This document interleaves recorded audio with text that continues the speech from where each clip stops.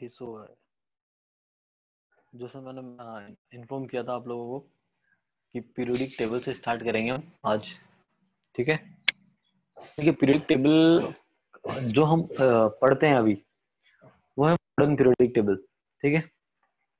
But modern periodic table बनने से पहले बहुत सारे साइंटिस्ट आए और हर एक साइंटिस्ट ने अपनी तरीके से क्लासिफाई किया एलिमेंट को, है ना। तो अभी हम पढ़ेंगे डेवलपमेंट ऑफ पीरियोडिक टेबल की जब तक मॉडर्न पीरियोडिक टेबल आया उससे पहले क्या क्या हुआ, कैसे डेवलप हुआ पीरियोडिक टेबल, है ना। उसी ऑर्डर में, सिस्टमेटिक ऑर्डर में। आई थिंक स्क्रीन आप लोगों को शेयर है, विजिबल है स्क्रीन, राइट।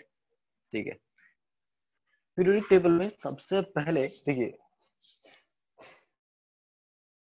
टेबल जो भी है, मॉडर्न पीरियोडिक टेबल की बात करें, ठीक है, उसमें जो एलिमेंट्स है वो एक बहुत ही सिस्टमेटिक वे में अरेंज है ना, बहुत ही सिस्टमेटिक वे में एलिमेंट को अरेंज किया गया है। सबसे पहले सबसे पहले सबसे पहला क्लासिफिकेशन एलिमेंट के बारे में जिस साइंटिस्ट ने दिया था उसका नाम था Lavoisier. First classification bye Lavoisier into metal and non metal. जो पहला साइंटिस्ट था लेवोजियर, उसने बोला कि एलिमेंट दो तरीके के होते हैं, एक मेटल होता है एक नॉन मेटल होता है। बस सिंपल सा उसने इतना सा बोला और कुछ नहीं बताया। और मेटल की कुछ प्रॉपर्टीज के बारे में उसने बताया, मेटल और नॉन मेटल की प्रॉपर्टीज बताई। मेटल जो है, मेटल मेटल क्या है, mostly hard but not brittle. और नॉन मेटल्स क्या है, they are soft and brittle.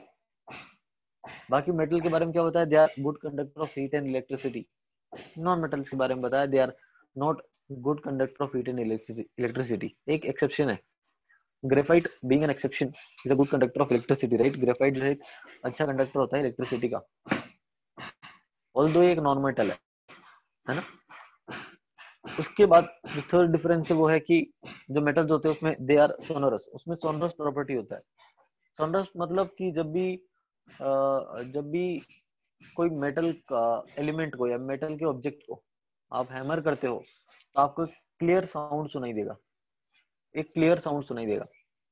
Metal के किसी भी ऑब्जेक्ट को आप अगर हैमर करते हो तो आपको क्लियर साउंड सुनाई देगा, और नॉन मेटल के केस में ऐसा कोई प्रॉपर्टी नहीं होता, राइट। तो सिर्फ उसने इतना बोला कि मेटल होते हैं नॉन मेटल होते हैं, बट ये जो क्लासिफिकेशन है फेल हो गया। ये तब फेल हुआ जब मेटलोइड्स का डिस्कवरी हुआ। आप लोग जानते हैं कि मेटलोइड्स भी होते हैं, मतलब कुछ ऐसे एलिमेंट भी होते हैं जो मेटल प्लस नॉन मेटल दोनों की तरह बिहेव कर सकते हैं। तो जब मेटलोइड्स का डिस्कवरी हुआ तो ये जो इसका क्लासिफिकेशन था ये फेल हो गया। ठीक है। उसके बाद है प्राउस्ट। Proust hypothesis.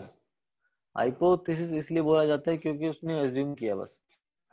हाइपोथेसिस मतलब ऐसा इसलिए बोला जाता है क्योंकि उसने सिर्फ अज्यूम कर लिया, उसने सोचा कि जितने भी एलिमेंट हैं पीरियोडिक टेबल में सभी हाइड्रोजन से मिलके बने। जितने भी एलिमेंट है पीरियोडिक टेबल में सभी हाइड्रोजन से मिलके बने।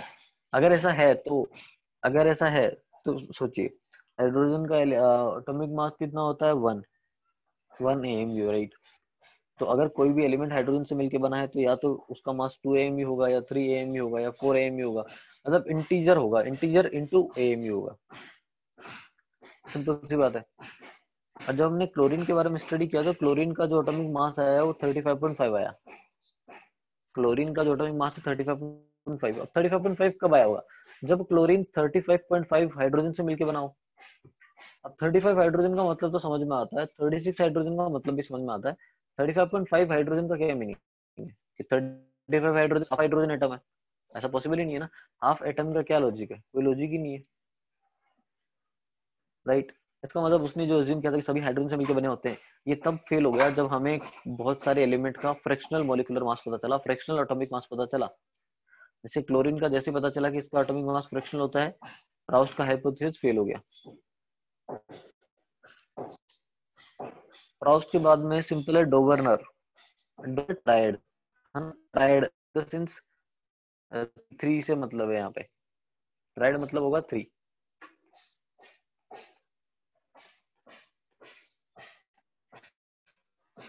ठीक है। तो डोवर्नर ने क्या किया, he made a group of 3 elements each having similar chemical properties called triad. उसने 3 एलिमेंट का ग्रुप बनाया, और जो 3 एलिमेंट का ग्रुप बनाया उस ग्रुप को बोल दिया ट्रायड कि ये ट्रायड है। और उस ग्रुप में जो मिडिल एलिमेंट है उसका एटॉमिक मास फर्स्ट और थर्ड एलिमेंट के एटॉमिक मास का एवरेज मिलता है। ये इंफॉर्मेशन, ये एटॉमिक वेट जो है मिडल एलिमेंट का, वो फर्स्ट और लास्ट एलिमेंट के एटॉमिक मास के एवरेज के इक्वल होगा। ऐसा उसने ऑब्जर्व किया। जैसे उसने तीन तीन एलिमेंट के ग्रुप बनाए, तो उसने ऑब्जर्व किया कि जो सेंट्रल एलिमेंट है उसका एटॉमिक मास एवरेज होगा फर्स्ट एंड थर्ड एलिमेंट के मास के। ऐसे बहुत सारे ट्राइड हो गए, बहुत सारे tried in the sense chlorine, bromine, iodine, ये तीनों एक ट्राइड बनाते हैं। तो ब्रोमीन का मास कितना है? ब्रोमीन का एक्चुअली तो हमें पता है 80, बट एक काम कीजिए, क्लोरीन और आयोडीन से आप उसका एवरेज करके भी निकालिए। तो जब क्लोरीन और आयोडीन का एवरेज करके निकाला तो नियरली आया 81.25। एग्जैक्ट 80 तो नहीं आया, बट 80 के आसपास आया अप्रोक्सीमेटली। इसीलिए स्टेटमेंट में देखो लिखा हुआ, atomic weight of middle element was approximately equal to the average atomic weight. Approximately लिखा हुआ, हो सकता है कभी कभी एग्जैक्टली सेम आ जाए, but most of the time वो अप्रोक्सीमेटली सेम रहेगा। जैसे कैल्शियम, स्ट्रोंशियम, बेरियम है, तो कैल्शियम कैल्शियम का 40 और बेरियम का 137, इन दोनों का एवरेज लीजिए, आएगा 88.5, बट स्ट्रोंशियम का 87.5 है, थोड़ा सा डिफरेंस है, अप्रोक्सीमेटली सेम है। ठीक है, एग्जैक्टली ऐसे ही लिथियम, सोडियम, पोटेशियम भी ट्राइड है ना, ये सब ट्राइड है। उसके अलावा बाकी आप देखिए 8 मोर ट्राइड्स मैंने लिखे हुए हैं, potassium, rubidium, caesium, right, hydrogen, fluorine, chlorine, ये जितने भी एलिमेंट्स है सभी क्या है? डोबरनर ट्राइड है, ध्यान रखना। ठीक है, एक एग्जांपल है आयरन, कोबाल्ट और निकल। आयरन, कोबाल्ट और निकल जो है, ये तीनों आता है कोबाल्ट 27 पे, निकल 28 पे, right. So iron, cobalt and nickel, these are not Dobereiner triad, they are transition triad. ये ट्रांजिशन ट्राइड इनको बोला जाता है क्योंकि ये ट्रांजिशन एलिमेंट है। तो they are transition triad, not Dobereiner triad. ठीक है, clearly I have mentioned here, not Dobereiner triad. And after that third one, Newlands octave rule. So Newlands octave rule, octave in the sense 8, octave का meaning है यहाँ पे 8 से, है ना। Newland octave rule मतलब he arranged the element and the increasing of the atomic mass। इसने क्या किया कि जो एलिमेंट्स होते हैं उनको एटॉमिक मास के इंक्रीजिंग ऑर्डर में अरेंज किया। जब एलिमेंट को एटॉमिक मास के ऑर्डर में अरेंज किया तो उसने ऑब्जर्व किया कि जो फर्स्ट एलिमेंट है और जो एर्थ एलिमेंट है, फर्स्ट और एर्थ एलिमेंट का प्रॉपर्टी लगभग सेम आ रहा है। जैसे म्यूजिकल वोवल्स में होता है, म्यूजिकल वोवल्स लिखे हुए आपके सामने, म्यूजिकल वोवल्स में फर्स्ट और एट्थ जो जो वर्ड है, आप बोल सकते हैं सा, वो सेम आ रहा है। एग्जैक्टली ऐसे ही उसने बताया कि जब आप एलिमेंट को अरेंज करते हैं तो फर्स्ट और एट्थ एलिमेंट जो है उनका प्रॉपर्टी सेम आता है। जैसे उसने उसने पहली बात तो, जब न्यूलैंड था तब तक सिर्फ एलिमेंट 20 तक डिस्कवर हुए थे, कैल्शियम तक, उसके आगे डिस्कवरी नहीं हुई थी। तो कैल्शियम तक के एलिमेंट मैंने लिखे हुए इस पे, उसमें बता भी रखा है मैंने कि हाइड्रोजन, फ्लोरीन और क्लोरीन एक बॉक्स में लिखा, लिथियम, सोडियम, पोटेशियम एक बॉक्स में लिखा। मतलब ये लिथियम, सोडियम, पोटेशियम में तीनों जो है इनका प्रॉपर्टी सेम है, नियरली सेम है, एग्जैक्टली सेम तो कुछ नहीं है। सेम हाइड्रोजन, फ्लोरीन और क्लोरीन का भी प्रॉपर्टीज नियरली सेम है। ठीक है, ठीक है, नियरली सेम है, इसीलिए मतलब आप बोल सकते हैं कि उसने अरेंज किया, उसने देखा कि फर्स्ट और एलिमेंट, आप अगर हाइड्रोजन से फ्लोरीन पे आते हैं तो हाइड्रोजन के बाद आपको lithium, beryllium, boron, carbon, nitrogen, oxygen, फिर फ्लोरीन मिलेगा। तो हाइड्रोजन अगर 1 है तो फ्लोरीन 8 होगा, अगर फ्लोरीन 8 है तो फ्लोरीन 1 है तो क्लोरीन 8 होगा। मतलब 1 से स्टार्ट करके जब आप एर्थ पे जाएंगे तो आप उसी के नीचे वाले एलिमेंट पे आ जाएंगे, राइट। तो प्रॉब्लम ये थी कि सिर्फ ड्रॉबैक क्या है कि पहली बात तो एलिमेंट 20 तक डिस्कवर हुए थे, उसके आगे डिस्कवरी हुई नहीं थी, क्योंकि तब तक नोबेल गैसेस का भी डिस्कवरी नहीं हुआ था, ये भी प्रॉब्लम है। तो ड्रॉबैक क्या है, ज्यादा इंपॉर्टेंट है। This rule is valid only up to calcium. पहली बात तो ये सिर्फ कैल्शियम तक वैलिड है, क्योंकि because after calcium, due to presence of D block element, there is a difference of 18 element instead of 8। मतलब जैसे ही कैल्शियम कैल्शियम क्या है, कैल्शियम 20 एलिमेंट है, कैल्शियम के बाद आता है स्कैंडियम। मॉडर्न पीरियोडिक टेबल का अगर याद करें तो कैल्शियम के बाद स्कैंडियम आता है, जो कि डी ब्लॉक का एलिमेंट है। तो कैल्शियम के बाद में ये न्यूलैंड्स ऑक्टेव रूल फेल हो जाएगा, क्योंकि अब 8 का डिफरेंस नहीं आएगा, 8 से ज्यादा का डिफरेंस आएगा, क्योंकि डी ब्लॉक एलिमेंट भी आ गया बीच में। तो अब डी ब्लॉक के एलिमेंट कितने आता है, 10 होते हैं डी ब्लॉक के एलिमेंट एक लाइन में। एक लाइन में अगर 10 डी ब्लॉक के एलिमेंट है, जो पहले डिफरेंस 8 का आ रहा था, अब 10 प्लस 8 का आएगा, मतलब 18 का डिफरेंस आएगा। अब 18 का डिफरेंस आएगा, ठीक है। सेकंड है कि तब तक after discovery of inert gases this law had to be dropped out, क्योंकि उसने जब न्यूलैंड ने बताया तब तक नोबेल गैसेस का डिस्कवरी नहीं हुआ था। तो जब नोबेल गैसेस का डिस्कवरी हुआ, तब ये पूरा जो आइडिया है, पूरा जो अरेंजमेंट है, फेल हो गया, क्योंकि फिर ऑक्टेव रूल अप्लाई नहीं हुआ, क्योंकि नोबेल गैसेस बीच में आती है, राइट हैंड साइड में आती है। तो फर्स्ट और एर्थ एलिमेंट का प्रॉपर्टी सेम नहीं मिला, तो ये रूल फेल हो गया। उसके बाद फोर्थ आता है Lothar Meyer curve. Lothar Meyer curve मतलब इस साइंटिस्ट ने क्या किया, एक ग्राफ बनाया।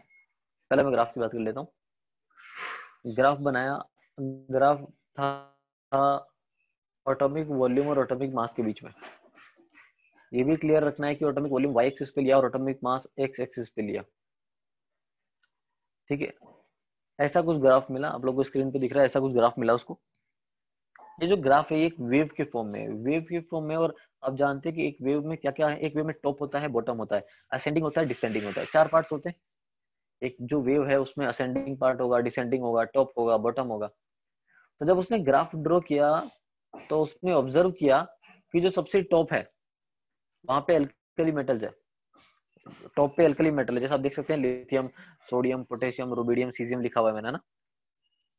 तो सबसे टॉप पे क्या है, एल्कली मेटल्स है, और सबसे बॉटम पे ट्रांजिशन मेटल है। ट्रांजिशन मेटल मतलब वो डी ब्लॉक के एलिमेंट। फिर उसने देखा कि असेंडिंग मतलब इंक्रीजिंग पार्ट पे, असेंडिंग पार्ट पे हेलोजन आते हैं, फ्लोरीन, क्लोरीन, ब्रोमीन, आयोडीन।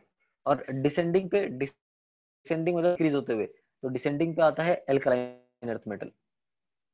जैसे अगर आपको मान लीजिए कंफ्यूजन हो रहा है कि असेंडिंग डिसेंडिंग ये सब क्या है, तो जैसे मान लीजिए एक वेव मैंने बना दिया ना, तो इस वेव में गाइस ये वाला तो टॉप है ऊपर, तो ये जो मैंने अभी बनाया है, ये है असेंडिंग, इंक्रीज हो रहा है, यहाँ से ऊपर जा रहे हैं आप, और यहाँ से नीचे आ रहे हैं, तो ये हो गया डिसेंडिंग, ये डिसेंडिंग वाला पार्ट हो गया, ठीक है। आई थिंक टॉप, असेंडिंग और डिसेंडिंग तो समझ में आया। टॉप पे एल्कली मेटल्स है, बॉटम पे ट्रांजिशन मेटल है, असेंडिंग पे हेलोजन है, और डिसेंडिंग पे एल्कलाइन अर्थ मेटल्स है। सिंपल। फिफ्थ,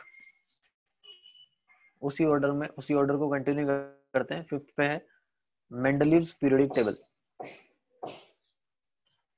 मेंडलीव जो है, यहाँ से आपको थोड़ा समझना है, क्योंकि मेंडलीव जो था वो फर्स्ट साइंटिस्ट जिसने एलिमेंट को बहुत ही सिस्टमेटिक वे में अरेंज किया, है ना। तो मेंडलीव क्या था, फर्स्ट साइंटिस्ट था जिसने एलिमेंट्स को बहुत ही सिस्टमेटिक वे में अरेंज किया। उसने एक पीरियोडिक लॉ दिया। पीरियोडिक लॉ का स्टेटमेंट है, periodic law says that the physical and chemical properties of element are the periodic function of their atomic weight, which means उसने कहा कि जो भी एलिमेंट है उसका फिजिकल और केमिकल प्रॉपर्टी होगा। Physical property in the sense, जैसे कि डेंसिटी क्या हो गया, मास क्या हो गया, right, boiling point, melting point, these are physical properties. और केमिकल प्रॉपर्टी मतलब कि कैसे वो रिएक्शन करेगा, किस टाइप की रिएक्शन वो शो करेगा, ठीक है। तो फिजिकल और केमिकल प्रॉपर्टी जो है एलिमेंट का, वो डिपेंड करता है उस एलिमेंट के एटॉमिक वेट पे, ऐसा मेंडलीव ने कहा। That physical and chemical properties of the element are the function of their atomic weight. Simple सा स्टेटमेंट। इसका मतलब सिंपल सी बात है कि point number 1, it is based on atomic, ये किस पे बेस्ड है, ये एटॉमिक वेट पे बेस्ड है। It is based on atomic weight. Second है कि जब तक मेंडलीव ने पीरियोडिक टेबल दिया था, तब तक only 63 elements were known. Only 63 element, तब तक सिर्फ 63 एलिमेंट का डिस्कवरी हुआ था। नोबेल गैसेस का डिस्कवरी तब तक भी नहीं हुआ था। Only 63 elements were known, noble gases were not discovered, noble gases का डिस्कवरी नहीं हुआ था। फिर बात करते हैं थर्ड पॉइंट की। एक्चुअली मेंडलीव को क्रेडिट दिया जाता है बिकॉज वो साइंटिस्ट था जिसने एलिमेंट को बहुत ही अच्छे सिस्टमेटिक वे में क्लासिफाई किया, अरेंज किया। So he was the first scientist to classify elements in a systematic manner. जो हॉरिजॉन्टल और वर्टिकल, हॉरिजॉन्टल रोज है उसको उसने बोला सीरीज, हॉरिजॉन्टल रोज को उसने कहा कि सीरीज है, और वर्टिकल कॉलम को उसने बोला कि ये सब ग्रुप्स है। हॉरिजॉन्टल रोज जो है उनको सीरीज बोला, और जो वर्टिकल कॉलम जो उनको ग्रुप्स कहा। हॉरिजॉन्टल रोज को उसने सीरीज कहा था, उसको बाद में चेंज करके उसने बोल दिया कि these are horizontal, horizontal rows are series. वहीं पे जो जो कॉलम्स है उनको उसने कहा ग्रुप्स। ठीक है। और तब तक उसने कहा कि अब मॉडर्न पीरियोडिक टेबल पे आएंगे, तब मैं बताऊंगा कि कितने ग्रुप्स होते हैं, कितनी हॉरिजॉन्टल रोज है, कितने वर्टिकल कॉलम्स हैं, वो सब मैं बताऊंगा। अभी के लिए सिर्फ ये ध्यान रखना है कि मेंडलीफ ने सिस्टमेटिक वे में अरेंज किया एटॉमिक वेट पे उसका पीरियोडिक टेबल था। तब तक सिर्फ 63 एलिमेंट डिस्कवर हुए थे, नोबेल गैसेस का डिस्कवरी तब भी नहीं हुआ। ठीक है। उसने बताया कि ग्रुप्स होते हैं, कुछ ग्रुप्स हैं, हर एक ग्रुप जो है दो सब ग्रुप में डिवाइड था। Each group up to 7 divided into sub group A and B. हर एक ग्रुप को दो सब ग्रुप में डिवाइड किया गया था।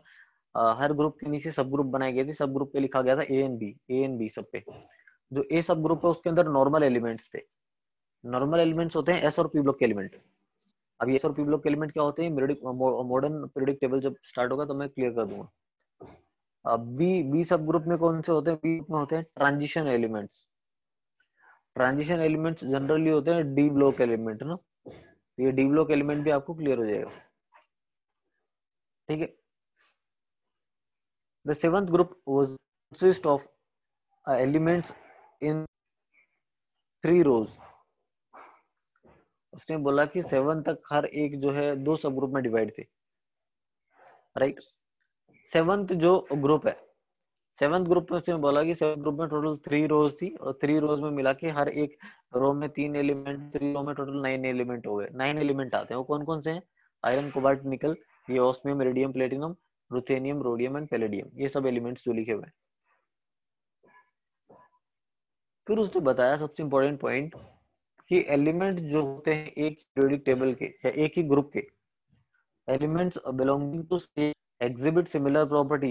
एलिमेंट जो होते हैं एक ही ग्रुप के, उनका प्रॉपर्टी सिमिलर होता है, सेम नहीं होता, एग्जैक्टली सेम नहीं होता, उनकी प्रॉपर्टीज नियरली सेम होते हैं।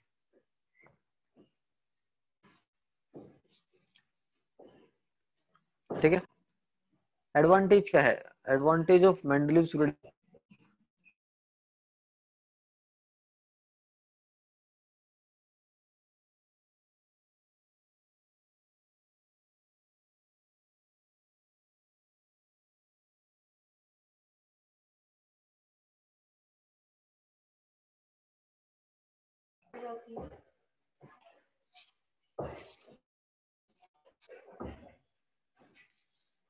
I am not speaking anything. ठीक है। सो वॉइस का इशू कहाँ से आएगा? नॉट इवन स्पीकिंग एनीथिंग ना, अभी मैंने थोड़ी टाइम के लिए म्यूट किया था। क्लियरली मुझे तो जो advantage of Mendeleev periodic table screen पे दिख रहा है, राइट? उससे पहले तक, उससे पहले वो इसका कोई इशू था क्या? Advantage of Mendeleev periodic table से पहले?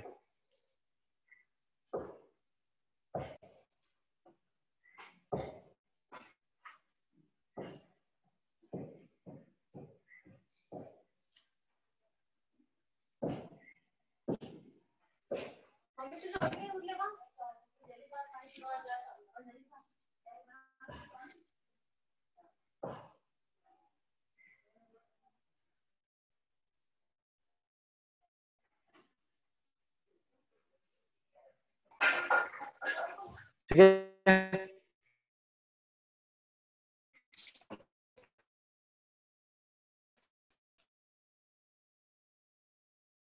हाँ ठीक है, चलिए शुभम,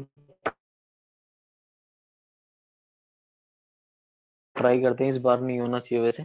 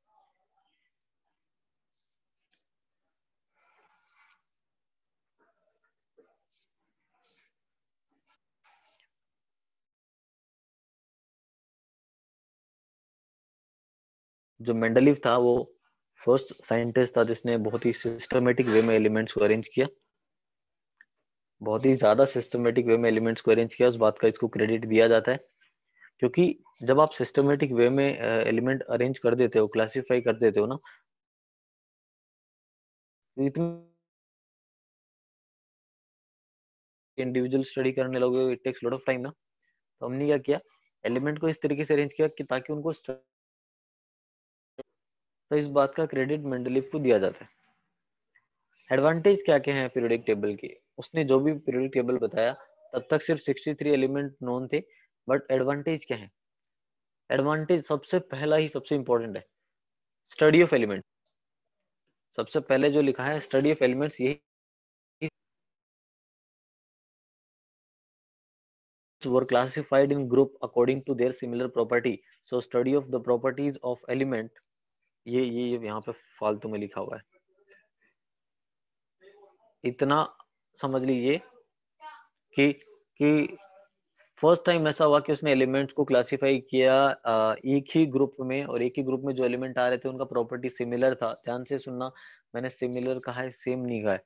सिमिलर मतलब सिमिलरिटीज होंगी, उसमें कुछ प्रॉपर्टीज हो सकता है नियरली सेम हो, एग्जैक्टली सेम नहीं होता। एलिमेंट अलग है तो प्रॉपर्टी तो अलग होगा ही होगा, बट फिर भी कुछ रिलेशन होता है, कुछ पैटर्न मिलता है हमें, इसलिए सिमिलर लिखा हुआ है, सिमिलर सिमिलर प्रॉपर्टीज लिखा हुआ है। तो स्टडी ऑफ एलिमेंट क्या है, स्टडी जो है पीरियोडिक टेबल का वो थोड़ा आसान हो जाता है, ये बात का क्रेडिट हो गया। सेकंड है प्रिडिक्शन ऑफ न्यू एलिमेंट, मतलब जब उसने जब तक 63 एलिमेंट डिस्कवर होते उसने प्रिडिक्ट कर दिया था, उसने पहले ही प्रिडिक्ट कर दिया कि कुछ न्यू एलिमेंट जो है वो डिस्कवर होंगे और उनको यहाँ पे रखा जाएगा। उसने न्यू एलिमेंट जो है उनका उनके डिस्कवरी के बारे में प्रिडिक्शन किया था, और इवन वो जो न्यू एलिमेंट डिस्कवर होने वाले हैं उनके लिए उसने गेप बना दिया कि हाँ यहाँ पे एक नया एलिमेंट डिस्कवर होगा जिसको यहाँ पे रखेंगे। तो ऐसे कौन कौन से एलिमेंट है, ऐसे element gallium, germanium and technetium. और उनके लिए जगह कहाँ रखी उसने, बोरोन के नीचे स्कैंडियम रखा उसने, एल्यूमिनियम के बाद गैलियम रखा, सिलिकॉन के बाद जर्मेनियम रखा, और मैंगनीज के बाद टेक्नीशियम रखा। उसने ऐसा कहा दैट बोरोन के नीचे स्कैंडियम रख देते हैं, एल्यूमिनियम के बाद गैलियम आएगा, सिलिकॉन के बाद जर्मेनियम आएगा, और मैंगनीज के बाद टेक्नीशियम आएगा। तो एका बोरोन लिखा हुआ है ना, एका बोरोन मतलब बोरोन के बाद में स्कैंडियम आएगा, एका एल्यूमिनियम मतलब एल्यूमिनियम के बाद गैलियम आएगा, एका सिलिकॉन मतलब सिलिकॉन के बाद जर्मेनियम आएगा, और एका मैंगनीज मतलब मैंगनीज के बाद टेक्नीशियम आएगा। टेक्नीशियम है वो, ठीक है। जो है आप लोगों को दिख रहा होगा स्क्रीन पे लिखा हुआ, मैंने इसको पढ़ लेना, तुम लोग याद करने में थोड़ी आसानी होगी, क्योंकि एक्सेप्शन बहुत आने वाले हैं पीरियोडिक टेबल में, कहाँ तक याद करेंगे ना। तो याद करने की ट्रिक्स आपको टाइम टू टाइम मिलती रहेगी, इनको बस याद रखते रहना। थर्ड इसका एडवांटेज है करेक्शन ऑफ एटॉमिक वेट। जब तक मेंडलीव आया था उससे पहले हम कुछ एलिमेंट के बारे में गलत इंफॉर्मेशन स्टडी कर रहे थे, कुछ एलिमेंट का एटॉमिक वेट हम गलत ही पढ़ते जा रहे थे। मेंडलीव जो था, मेंडलीव आया तो उसने करेक्शन दिए कि आप अब तक जो है इन्फॉर्मेशन, ये इन्फॉर्मेशन गलत है। उसने सबके बारे में नहीं, कुछ एलिमेंट्स के बारे में। जैसे एक स्टैंडर्ड एग्जांपल है इसका बेरिलियम। हम पहले मानते थे कि बेरिलियम का एटॉमिक वेट 13.5 होता है, पहले हम ये मानते थे, और जब मेंडलीव आया तो उसने बताया 13.5 नहीं, 9 ही होता है, 9 होता है। उसने इस बात को रिलेट किसी का, उसने इस बात को रिलेट किया इक्विवेलेंट वाले कॉन्सेप्ट से। अब इक्विवेलेंट वाला कॉन्सेप्ट मैं वैसे थोड़ा बता चुका हूँ आप लोगों को, एन फैक्टर एंड ऑल ये सब मैंने बताया था। तो उसने बताया कि बेरिलियम जो होता है ना उसका इक्विवेलेंट वेट 4.5 होता है। ये तो हमने प्रैक्टिकली निकाल लिया कि बेरिलियम का इक्विवेलेंट वेट 4.5 होता है, और बेरिलियम को हम पहले मानते थे कि वो ट्राईवेलेंट है। ट्राईवेलेंट मतलब बेरिलियम पे +3 चार्ज है, मतलब +3 चार्ज है मतलब उसका इनफैक्टर 3 है। अगर उसका इनफैक्टर 3 है तो ऑटोमिक वेट कितना मिलेगा, 3 इंटू 4.5 मतलब 13.5 मिलेगा। और जब मेंडलीव आया तो मेंडलीव ने बोला कि आप लोग उसका इक्विवेलेंट वेट तो सही अज्यूम कर रहे हो 4.5, बट वो ट्राईवेलेंट नहीं है, वो सिर्फ डाईवेलेंट है। डाईवेलेंट मतलब उस पर सिर्फ +2। तो जो आप पहले 4.5 को 3 से मल्टीप्लाई कर रहे थे, अब सिर्फ 4.5 को 2 से मल्टीप्लाई कीजिए, और जो मिलेगा वो आपको ऑटोमिक वेट मिल जाएगा। तो ऑटोमिक वेट मिला 9। तो उसने करेक्शन किया मेंडलीव ने करेक्शन किया 13.5 से उसने 9 किया आफ्टर करेक्शन। ऐसे कौन कौन से एलिमेंट है जिसके बारे में उसने करेक्शन किया? यूरेनियम, बेरिलियम, इंडियम,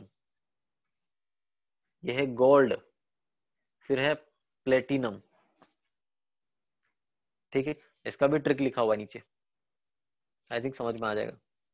ठीक है, ट्रिक में लिखा हुआ है यू तो इंग्लिश वर्ड है, उसके बाद बाकी सब नॉर्मल कॉमन लैंग्वेज में लिखा हुआ है। बी को लिखा गया सिंपल बेईमान, और आई एन स्टैंड फॉर इंसान, ए यू जो गोल्ड है वो है और से रिलेटेड, और पीटी जो प्लेटिनम होता है, सो पीटी स्टैंड फॉर पिटोगे। यहाँ पे पिटोगे से मतलब है। ठीक है, तो ये सब याद रखते रहना निमोनिक्स एक तरीके से याद करने के लिए, जो आपको हेल्प करेंगे। फिर डी की बात करते हैं, मतलब फोर्थ पॉइंट क्या एडवांटेज है? Noble gases when discovered could be placed without disturbing. मतलब उसने बहुत ही बढ़िया तरीके से अरेंज किया एलिमेंट को, कि तब तक नोबल गैस का डिस्कवरी तो हुआ नहीं था, बट उसने इतने बढ़िया तरीके से अरेंज किया था कि अगर नोबल गैस डिस्कवर हो भी जाए फ्यूचर में ना, तो कोई प्रॉब्लम नहीं होता उसको, क्योंकि उसने उन एलिमेंट के लिए अलग से जगह रख दी थी अलग से। तो वो मॉडर्न पीरियोडिक टेबल जो उसने टेबल बनाई थी ना, उस टेबल को कोई डिस्टर्ब नहीं कर सकता था। अगर अगर नोबल गैस से डिस्कवर हो भी जाती ना, तो भी मेंडलीव की पीरियोडिक टेबल डिस्टर्ब नहीं होती। ये भी एडवांटेज है उसका। डिमेरिट्स क्या क्या है? सबसे वन इंपॉर्टेंट जो फर्स्ट डिमेरिट है, इवन वो तो आज तक भी प्रॉब्लम है। मतलब मॉडर्न पीरियोडिक टेबल में का भी ड्रॉबैक है, तो कि position of hydrogen is not certain in periodic table. Hydrogen का पोजीशन तो अभी भी फिक्स नहीं है, ना मेंडली फिक्स कर पाया, ना मॉडर्न पीरियोडिक टेबल में उसका पोजीशन फिक्स है। बट फिर भी कहीं ना कहीं तो, अगर पीरियोडिक टेबल बनाना है तो कहीं ना कहीं तो लिखना पड़ेगा ना उसको, हम उसको लेफ्ट में लिख देते हैं। बट हाइड्रोजन का पोजीशन अभी भी फिक्स नहीं है। So position of hydrogen is not certain in periodic table because it resemble both। ये दो ग्रुप को रिजेंबल करता है, एक एल्कली मेटल और एक हेलोजन। इसका प्रॉपर्टी एल्कली मेटल से भी मैच करता है, इसका प्रॉपर्टी हेलोजन से भी मैच करता है। प्रॉब्लम ये कि फिर इसको रखे कहाँ पे? अब एल्कली मेटल पे रखें या हेलोजन पे रखें? हेलोजन क्या होते हैं? हेलोजन होते हैं फ्लोरीन, क्लोरीन, ब्रोमीन, आयोडीन, ये सब हेलोजन होते हैं। सेकेंड है पोजिशन ऑफ आइसोटोप। जब मेंडलीव ने पीरियोडिक टेबल में एलिमेंट अरेंज किए एटॉमिक वेट के बेसिस पे, तो उसने आइसोटोप के लिए तो कोई जगह नहीं रखी थी, उसने आइसोटोप के लिए पीरियोडिक टेबल में कोई जगह नहीं रखी। तो कोई दूसरे साइंटिस्ट आया, उसने कहा कि आपने अपने एलिमेंट को अरेंज किया एटॉमिक वेट के बेसिस पे, आप तो जानते हैं कि आइसोटोप का एटॉमिक वेट अलग अलग होता है, तो आइसोटोप को जगह देनी चाहिए थी आपको पीरियोडिक टेबल में, बट ऐसा मेंडलीव ने नहीं किया था। मतलब अकॉर्डिंग टू मेंडलीव जिस तरीके से उसने एलिमेंट को क्लासिफाई किया, उसके हिसाब से आइसोटोप का एक सेपरेट एक पर्टिकुलर जगह होना चाहिए था पीरियोडिक टेबल में, जो कि नहीं था, जो कि उसने नहीं दिया। और क्यों आना चाहिए था? क्योंकि आइसोटोप के एटॉमिक मास अलग अलग होते हैं। अगर उसने उसने एलिमेंट अरेंज किए हैं एटॉमिक मास के बेसिस पे, तो आइसोटोप को अलग मिलना चाहिए था पोजीशन, बट वो नहीं मिला। ये उसका एक ड्रॉबैक है।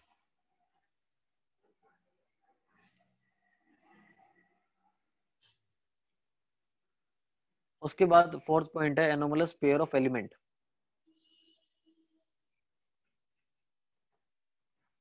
ये कौन से पेयर है?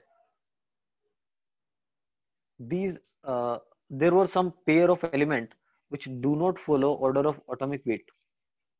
ये वो सब पेयर हैं, दो दो एलिमेंट के पेयर हैं जो एटॉमिक वेट के ऑर्डर को फॉलो नहीं करते थे। मतलब उसने बोला कि यार मैं एटॉमिक वेट के बेसिस पे अरेंज कर रहा हूँ, उसने आर्गन को पहले लिखा, पोटेशियम को बाद में लिखा, बट आर्गन से पोटेशियम में एटॉमिक वेट इंक्रीज नहीं डिक्रीज हो रहा है। तो यहाँ पे तो उसका जो लॉजिक है वो फेल हो रहा है। और ऐसे सभी एलिमेंट नहीं, ये चार ही पेयर है ऐसे, आर्गन, पोटेशियम, टेलुरियम, इंडियम, है ना, कोबाल्ट, निकल, ये चार ही ऐसे पेयर हैं जो एटॉमिक वेट के ऑर्डर को फॉलो नहीं कर रहे। अब इनको कैसे याद रखेंगे? अगेन इनको याद रखने का ट्रिक भी है, और बहुत ही बढ़िया ट्रिक है तो याद रखने का, आप लोग पढ़ सकते हैं, समझ जाएंगे। ठीक है, आई होप समझ में आ जाएगा। और लास्ट जो है कि like elements were placed in different group. मतलब यार ऐसा भी हो गया था कि हम तो सोच के चल रहे थे कि एक ग्रुप में जो है जिनका प्रॉपर्टी लगभग सेम है वो एक ही ग्रुप में आना चाहिए, बट पता चला कि यार दो अलग अलग ग्रुप के एलिमेंट भी प्रॉपर्टी लगभग सिमिलर दिखा रहे थे, तो ये क्या तरीका है, प्रॉब्लम हो गई फिर तो। आप अगर जो एलिमेंट एक जैसे प्रॉपर्टी दिखा रहे हैं उनको एक ही ग्रुप में रखो ना, कितना आसान है स्टडी करना। बट हमने देखा कि दो अलग अलग ग्रुप के एलिमेंट भी है ना कहीं ना कहीं प्रॉपर्टी सेम सिमिलर दिखा रहे थे, फिर तो मतलब यार ये भी प्रॉब्लम है, ये भी एक ड्रॉबैक है इसका, राइट। ठीक है, चलिए जैसे मैंने बताया मेंडलीव के लिए आपको कि उसने दो सब ग्रुप लिखे थे, 1A और 1B, राइट। हर एक ग्रुप के लिए सब ग्रुप था। जो ग्रुप था उसके अंदर जो फर्स्ट सब ग्रुप है उसके अंदर कौन से बोलते, फर्स्ट जो सब ग्रुप है guys, उसके अंदर थे, मैंने बताया नॉर्मल नॉर्मल एलिमेंट्स मैंने बताए थे। नॉर्मल एलिमेंट्स होते हैं एस और पी ब्लॉक के एलिमेंट। और जो सेकंड सब ग्रुप है उसके अंदर है ट्रांजिशन एलिमेंट्स ना, और ट्रांजिशन एलिमेंट में कोइनेज मेटल भी लिखा मैंने। कोइनेज मेटल कौन कौन सी होती है, कोइनेज मेटल होती है कॉपर, सिल्वर और गोल्ड। क्योंकि कॉपर कॉइन्स आपने सुने होंगे, गोल्ड कॉइन, सिल्वर कॉइन्स, इन सभी के कॉइन बनते हैं ना। तो कॉइन बनते हैं इसीलिए इनको कॉइनेज मेटल बोला जाता है। तो कॉइनेज मेटल कौन कौन है, कॉपर है, सिल्वर है, गोल्ड है, बस ये तीन है। ठीक है, तो देखो ये तो एक बिल्डअप है, मतलब आपको मॉडर्न पीरियोडिक टेबल तक पहुंचना है तो इतना जानना पड़ेगा कि यार मॉडर्न पीरियोडिक टेबल आने से पहले कौन सा साइंटिस्ट आया, उसने क्या मेहनत की, उसने क्या बताया, कहाँ ड्रॉबैक था, क्या उसके स्टेटमेंट सही थे, क्यों फेल हो गया, है ना। तो ऐसा ऐसा पॉइंट है। उसके बाद आता है कि मॉडर्न पीरियोडिक टेबल जो है वो क्या है। ठीक है, तो मॉडर्न पीरियोडिक टेबल है, जस्ट मिनट।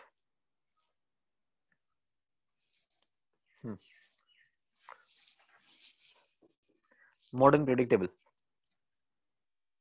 ठीक है। अब ध्यान से सुनिएगा, मॉडर्न पीरियोडिक टेबल जिसके बारे में हमें ध्यान रखना है, इससे पहले कैसे डेवलपमेंट हुआ, हमने डेवलपमेंट की बात की थी। ठीक है, बट अब हमारा टारगेट जो है पूरा है कि ये जो मॉडर्न पीरियोडिक टेबल है कौन कौन से पैरामीटर पे, है ना, कौन कौन से पैरामीटर पे डिपेंड करता है। तो देखिए, सबसे पहले कंटिन्यू करेंगे हम, जो मेंडलीव ने बोला वो फेल हुआ, तो उसके उसके जो फेलियर वाले पॉइंट थे उसको मॉडिफाई किया, है ना, मॉडर्न पीरियोडिक टेबल में। तो मॉडर्न पीरियोडिक टेबल का क्या स्टेटमेंट है, देखो मॉडर्न पीरियोडिक टेबल ने बोला कि यार फिजिकल और केमिकल प्रॉपर्टी जो होते हैं एलिमेंट के, they are periodic function of their atomic number, not atomic mass. जो मेंडलीव था उसने बोला था कि फिजिकल और केमिकल प्रॉपर्टी जो है they are periodic function of atomic mass, उसने एटॉमिक मास का फंक्शन बताया था। बट जब एटॉमिक मास का फंक्शन बताया तो देखा आपने कितने सारे ड्रॉबैक आ गए।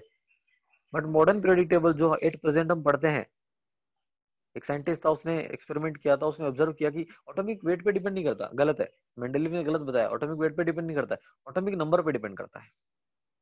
ऑटोमिक नंबर मतलब कितने प्रोटॉन है उसके अंदर, कितने इलेक्ट्रॉन है, इस पर डिपेंड करता है। ठीक, तो ये जो मॉडर्न पीरियोडिक टेबल है किस पे बेस्ड है, it is based on Moseley's experiment. और ये एक्सपेरिमेंट जो है क्या किया, उसने एक मेटल सरफेस लिया और उसने मेटल सरफेस पे बहुत ही हाई स्पीड इलेक्ट्रॉन बॉम्बार्ड करवाए, एक मेटल सरफेस पे बहुत ही हाई स्पीड इलेक्ट्रॉन बॉम्बार्ड करवाए, और ऐसा करने से उसको कुछ एक्सरेज मिली, कुछ रेज उसको मिली जिनको एक्सरे बोल दिया उसने। उसने क्या किया, जो भी एलिमेंट लिया था उस पे हाई स्पीड इलेक्ट्रॉन बॉम्बार्ड करवाए और रेज मिली, तो उसने वो जो रे निकल रही थी उसका फ्रीक्वेंसी, उस रे का फ्रीक्वेंसी और एटॉमिक नंबर के बीच में ग्राफ बनाया। उसने उस रे का फ्रीक्वेंसी और एटॉमिक नंबर के बीच में ग्राफ बनाया, तो उसने देखा यार ये स्ट्रेट लाइन के जैसा आ गया, ओरिजिन से स्टार्ट नहीं हो रहा है बट ये स्ट्रेट लाइन जैसा कुछ आ गया। देखिए, ऊपर और नीचे वाला ग्राफ है ना, दोनों सेम है बेटा। वो भी ऊपर अंडर रूट फ्रीक्वेंसी और एटॉमिक नंबर में बना है, नीचे वाला भी अंडर रूट ऑफ फ्रीक्वेंसी और एटॉमिक नंबर में बना है, right. Under root of frequency देख सकते हैं यहाँ पे, एटॉमिक नंबर देख सकते हैं ना। पर डिफरेंस क्या है, मतलब सर ऊपर वाला तो आपने स्ट्रेट लाइन बनाया, नीचे थोड़ा वेव जैसा क्यों बना दिया। ये है कि आप खुद सोचिए, जब ये एक लाइन है, आपको अगर बोल दिया जाए कि यार ये जो लाइन है इसको यहाँ से जूम करो, तो जब हमने इस लाइन को जूम करके बनाया, ऐसा मान लीजिए कि जो सेकंड वाला ग्राफ है पहले वाले को जूम करने पे दिख रहा है हमें, जब आप इसको जूम करेंगे तो दिखेगा कि यार ये लाइन स्ट्रेट नहीं है, थोड़ी सी ऊपर नीचे ऐसा है। हमने तो एवरेज उसको स्ट्रेट लाइन बना दिया। ठीक है, दोनों ग्राफ एक ही प्रॉपर्टी को रिप्रेजेंट करते हैं, अलग अलग नहीं है। बस ये एक को जूम करके देखने से नीचे वाला ग्राफ दिखने लगेगा, स्ट्रेट लाइन नहीं दिखेगा नियरली, थोड़ा ऊपर नीचे इसमें वेरिएशन दिखेगा। तो ये ग्राफ किस किस के बीच में बनाया मोजले ने ग्राफ बनाया फ्रीक्वेंसी का अंडर रूट और बनाया एटॉमिक नंबर के बीच में ग्राफ। तो उसने देखा कि यार फ्रीक्वेंसी एटॉमिक नंबर पे डिपेंड कर रही है। तो फिर उसने बोल दिया कि यार जो भी मेंडलीव ने बोला वो तो गलत है, मतलब अब तो मैं बोल रहा हूँ कि फिजिकल और केमिकल प्रॉपर्टी जो है वो तो एटॉमिक वेट, जो एटॉमिक नंबर जो है उसका पीरियोडिक फंक्शन होगी। ठीक है, और उसने ये प्रूफ करने के लिए एक्सपेरिमेंट भी किया, राइट, जैसा मैंने बताया, मोजलीज एक्सपेरिमेंट। तो एक्सपेरिमेंट की बेसिस पे उसने प्रूफ किया कि एटॉमिक वेट पे डिपेंड नहीं करती फिजिकल और केमिकल प्रॉपर्टी, वो डिपेंड करती है एटॉमिक नंबर पे, जेड पे। एटॉमिक नंबर जो कि जेड होता है, जिसको नंबर ऑफ प्रोटॉन बोलते हैं, जिसको नंबर ऑफ इलेक्ट्रॉन भी बोलते हैं, उस पर डिपेंड करती फिजिकल और केमिकल प्रॉपर्टीज। इसका मतलब ये था कि जब एलिमेंट्स को आप अरेंज करते हो एटॉमिक नंबर के बेसिस पे, है ना, जब एलिमेंट को आप अरेंज कर रहे हो एटॉमिक नंबर के बेसिस पे, तो एक सर्टेन टाइम इंटरवल के बाद में, एक सर्टेन टाइम इंटरवल के बाद में क्या होगा, ऐसे एलिमेंट रिपीट होंगे जिनका प्रॉपर्टी नियरली सेम है।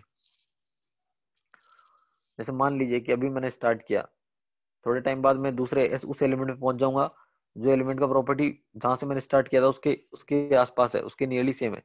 फिर वहां से मैं आगे जाऊंगा, फिर थोड़े टाइम के बाद, सर्टेन टाइम इंटरवल के बाद मैं ऐसे एलिमेंट में पहुंच जाऊंगा जिसका प्रॉपर्टी पहले वाले से मैच कर रहा है जहां से मैंने स्टार्ट किया। फिर थोड़े टाइम बाद मैं ऐसे एलिमेंट में पहुंच जाऊंगा। तो ऐसे एक रेगुलर पैटर्न मिल रहा है कि यार एक टाइम के बाद में आप उस एलिमेंट में पहुंच जा रहे हो जिसका प्रॉपर्टी पहले वाले से नियरली मैच कर रहा है। इसी को बोलते हैं पीरियोडिक लॉ। जैसे हम बोलते हैं ना पीरियोडिक लॉ, पीरियोडिक लॉ मतलब एक सर्टेन पीरियड के बाद में, एक सर्टेन पीरियड के बाद में एलिमेंट का प्रॉपर्टी जो है वो रिपीट होने लग जाएगा, सिमिलर प्रॉपर्टी वाले एलिमेंट आने लग जाएंगे। ठीक है, यही मॉडर्न पीरियोडिक लॉ है। Modern periodic law is based on atomic number, guys ध्यान रखना एटॉमिक नंबर पर डिपेंड करता है।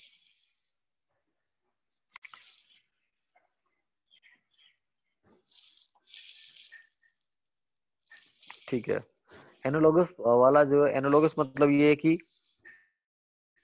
एनालॉगस का ट्रिक क्या था, उसमें उसका ट्रिक मैं बताता हूँ, चलो मैं यहीं पे लिख देता हूँ, ट्रिक भी याद है आपको, याद होगा मैंने चार पेयर बनाए थे उसमें। जस्ट अ मिनट यार, हाँ, एक मिनट। उसमें यह था कि मेंडलीव ने अरेंज किया था एटॉमिक वेट के बेसिस पे, है ना। उसने जो पीरियोडिक टेबल दी थी ना, उसके अंदर उसने आर्गन को पहले लिखा और पोटेशियम को बाद में लिखा। जबकि आर्गन जो होता है और जो पोटेशियम होता है, आर्गन का नियरली हम अप्रोक्सीमेट 39 लेते हैं और पोटेशियम का 40 लेते हैं एटॉमिक वेट। सॉरी, आर्गन का हम 39, मतलब यहाँ पे एटॉमिक वेट जो है एग्जैक्टली मैंने ये जो अप्रोक्सीमेट लिखे हैं, अप्रोक्सीमेट वैल्यू रॉन्ग है।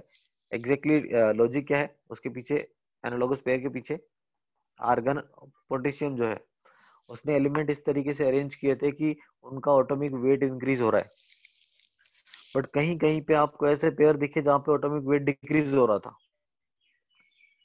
तो जो उसका उसका मेन रीजन था एलिमेंट को अरेंज करने का, वही फेल हो गया, राइट। उसको अगर उसने एटॉमिक वेट के बेसिस पे अरेंज किए थे तो सारे एलिमेंट एटॉमिक वेट के बेसिस पे अरेंज करता ना। हमने चार जगह ऐसा ऑब्जर्वेशन मिला, हमें चार जगह ऐसा ऑब्जर्वेशन मिला कि वहां पे एलिमेंट एटॉमिक वेट के बेसिस पे अरेंज ही नहीं है। जैसे पहला आया था आर्गन और पोटेशियम, आर्गन से पोटेशियम जाने पे एटॉमिक वेट जो है वो डिक्रीज हो रहा था। ये क्या लॉजिक है यार, आर्गन से पोटेशियम जाने पे डिक्रीज क्यों हो रहा है, इंक्रीज होना चाहिए ना उसके हिसाब से। तो यहाँ पे ये एनालॉगस पेयर हो गया, यहाँ पे प्रॉब्लम आई। और इसका ट्रिक बताया था मैंने, आमिर खान, राइट, आमिर खान बताया था। फिर उसके बाद टेलुरियम और इंडियम में प्रॉब्लम आया, और टेलुरियम और इंडियम का शॉर्टकट क्या बताया था, तेरी इच्छा, इच्छा जो होती है ना, मतलब क्या बोलेंगे उसको यार, हाँ इच्छा तो समझते हो तुम लोग। फिर थोरियम और प्रोटेक्टिनियम है ये, थोरियम और प्रोटेक्टिनियम है। तो टी एच था ये, टी एच मतलब, और टी एच को यहाँ पे बोला ठंडा, जो ठंडा पेप्सी कोल्ड ड्रिंक जो होता है, और कोबाल्ट निकल को बोल दिया था क्यों नहीं, कोबाल्ट और निकल, यहाँ पे भी एटॉमिक वेट जो है डिक्रीज होता है, उसके हिसाब से होना चाहिए था बट डिक्रीज हो रहा है। तो ये चार ऐसे पेयर है जहाँ पे एटॉमिक वेट डिक्रीज हो रहा है, राइट, समझ में आ रहा है? तो ये एनालॉगस पेयर है बेटा। आई थिंक ये समझ में आ गया होगा विकास, ठीक है ना। और फिर मॉडर्न पीरियोडिक टेबल पे क्या आया, मोजले आया, और मोजले ने कुछ बढ़िया बढ़िया बातें की। उसने बताया कि यार जो आप पढ़ रहे थे अब तो एटॉमिक मास वो सही नहीं है, आप एटॉमिक नंबर पे, उसने एक एक्सपेरिमेंट किया, उस एक्सपेरिमेंट से उसे ऑब्जर्वेशन मिला कि जो भी एलिमेंट्स होते हैं उनका physical and chemical property it depends on atomic number. Atomic number क्या होता है, जिसको जेड से आप रिप्रेजेंट करते हैं, या फिर उसको आप बोल सकते हैं कि ये नंबर ऑफ प्रोटॉन है या फिर ये नंबर ऑफ इलेक्ट्रॉन है, ठीक है। उसने ये भी बताया कि यार एक सर्टेन टाइम इंटरवल के बाद में क्या है, जो एलिमेंट्स होते हैं, जो ऐसे एलिमेंट जिनका प्रॉपर्टी सिमिलर होता है वो रिपीट होने लग जाते हैं, ठीक है। तो इसी को उसने बोला मॉडर्न पीरियोडिक लॉ। अब हम बात करेंगे long form of periodic table, है ना। पीटी अगर मैंने लिखा है पूरे चैप्टर में, तो पीटी का मतलब है पीरियोडिक टेबल, पीरियोडिक टेबल। तो मॉडर्न बोलिए या फिर लॉन्ग फॉर्म बोलिए, बात सेम है। मॉडर्न पीरियोडिक टेबल बोलिए या फिर long form of periodic table बोलिए, गाइस बात सेम है ना, तो कोई इसमें कंफ्यूज नहीं होगा। अब देखिए किसने दिया, it was proposed by ring and Werner, है ना। क्या कहा उसने, पहली बात कि यार ये एटॉमिक नंबर पे बेस्ड है, ये तो हम भी जानते हैं। उसने बोला कि जो मॉडर्न पीरियोडिक टेबल है, इंपॉर्टेंट पॉइंट, उसके अंदर 7 तो पीरियड्स होते हैं, ये ध्यान रखना है हमें कि जो मॉडर्न पीरियोडिक टेबल है उसके अंदर 7 तो पीरियड्स होंगे और 18 वर्टिकल कॉलम्स होंगे, मतलब ग्रुप्स होंगे। तो 7 तो पीरियड्स हो गए और 18 ग्रुप्स हो गए, ये याद रखना है पहला तो, ठीक है। जो 18 ग्रुप थे उन सबका उसने नेम दिया, first group, second group, third group, fourth group, 18 group तक सबको बताया कि ये इस नंबर का ग्रुप है। और उसने बोला कि यार एक ही ग्रुप में जो एलिमेंट होते हैं, एक ही ग्रुप के जो एलिमेंट होते हैं उनके आउटर मोस्ट शेल में इलेक्ट्रॉन सेम होते हैं। एक ही ग्रुप के जो, ये बहुत इंपॉर्टेंट पॉइंट है जो मैं बोल रहा हूँ, और इसको ध्यान रखना, आपसे पूरे चैप्टर में जरूरत पड़ेगी। एक ही ग्रुप के जो एलिमेंट होते हैं उनके आउटर मोस्ट शेल में नंबर ऑफ इलेक्ट्रॉन सेम होते हैं, इसीलिए उनके प्रॉपर्टी भी सेम होती है, सिमिलर होती है। आप कुछ सोचिए, आपको बोल दिया जाए कि दो एलिमेंट प्रॉपर्टी लगभग सिमिलर शो कर रहे हैं, तो कुछ ना कुछ सिमिलरिटी होगी ना उनके कॉन्फ़िगरेशन में, तभी तो ऐसा हो रहा है। और वो सिमिलरिटी होती है कि एक ही ग्रुप के एलिमेंट सिमिलर प्रॉपर्टी इसलिए शो करते हैं क्योंकि उनके आउटर मोस्ट शेल के इलेक्ट्रॉन सेम होते हैं। अब मान लीजिए एक पहले वाले एलिमेंट के पास आउटर मोस्ट शेल में 5 इलेक्ट्रॉन है, तो उसके नीचे वाले के पास भी आउटर मोस्ट शेल में 5 होंगे, उसके नीचे भी आउटर मोस्ट शेल में 5 इलेक्ट्रॉन होंगे, ऐसे है। और आउटर मोस्ट शेल मतलब सबसे लास्ट वाला शेल, सबसे लास्ट वाला शेल तो आपको आइडेंटिफाई करना आता है, राइट। सबसे लास्ट वाले शेल में कितने इलेक्ट्रॉन है, वही आउटर मोस्ट शेल इलेक्ट्रॉन होंगे। एग्जाम्पल से धीरे धीरे हम ये सब रिवाइज करते रहेंगे, ठीक है, ठीक है। चलिए, यहाँ पे नोट करके लिखा है मैंने, helium 1s2 block S group 18 ना। ये हीलियम वाला जो है ना गाइस, इसके बारे में कमेंट थोड़ा बाद में करूंगा, जब मैं ब्लॉक समझा दूंगा ना आपको तब करूंगा। तो इस पॉइंट को, ये पॉइंट बहुत इंपॉर्टेंट पॉइंट है, नोट आपको लिखा हुआ। तो ये पॉइंट पे मैं अभी कुछ बोलूंगा ना तो बहुत कंफ्यूजन हो जाएगा आपको, इसलिए इस पॉइंट के बारे में बात करेंगे जब हम ब्लॉक स्टडी करेंगे, और वो आज ही डिस्कस करेंगे, ठीक है। तो पहले तो यार इतना दिमाग लगाओ कि जो मॉडर्न पीरियड टेबल है वो दिखती कैसे है, वो तो नीचे देखिए मैंने फोटो लगाया उसका। और उससे पहले कुछ ज्ञान की बातें करते हैं। चलिए एक काम करते हैं, पहले पीरियड टेबल देख लेते हैं कि यार ये दिख कैसा रहा है। तो आप लोगों को थोड़ा प्रॉब्लम होगा क्योंकि अब मुझे स्क्रीन रोटेट करना पड़ेगा गाइस, है ना, क्योंकि ऐसे इसको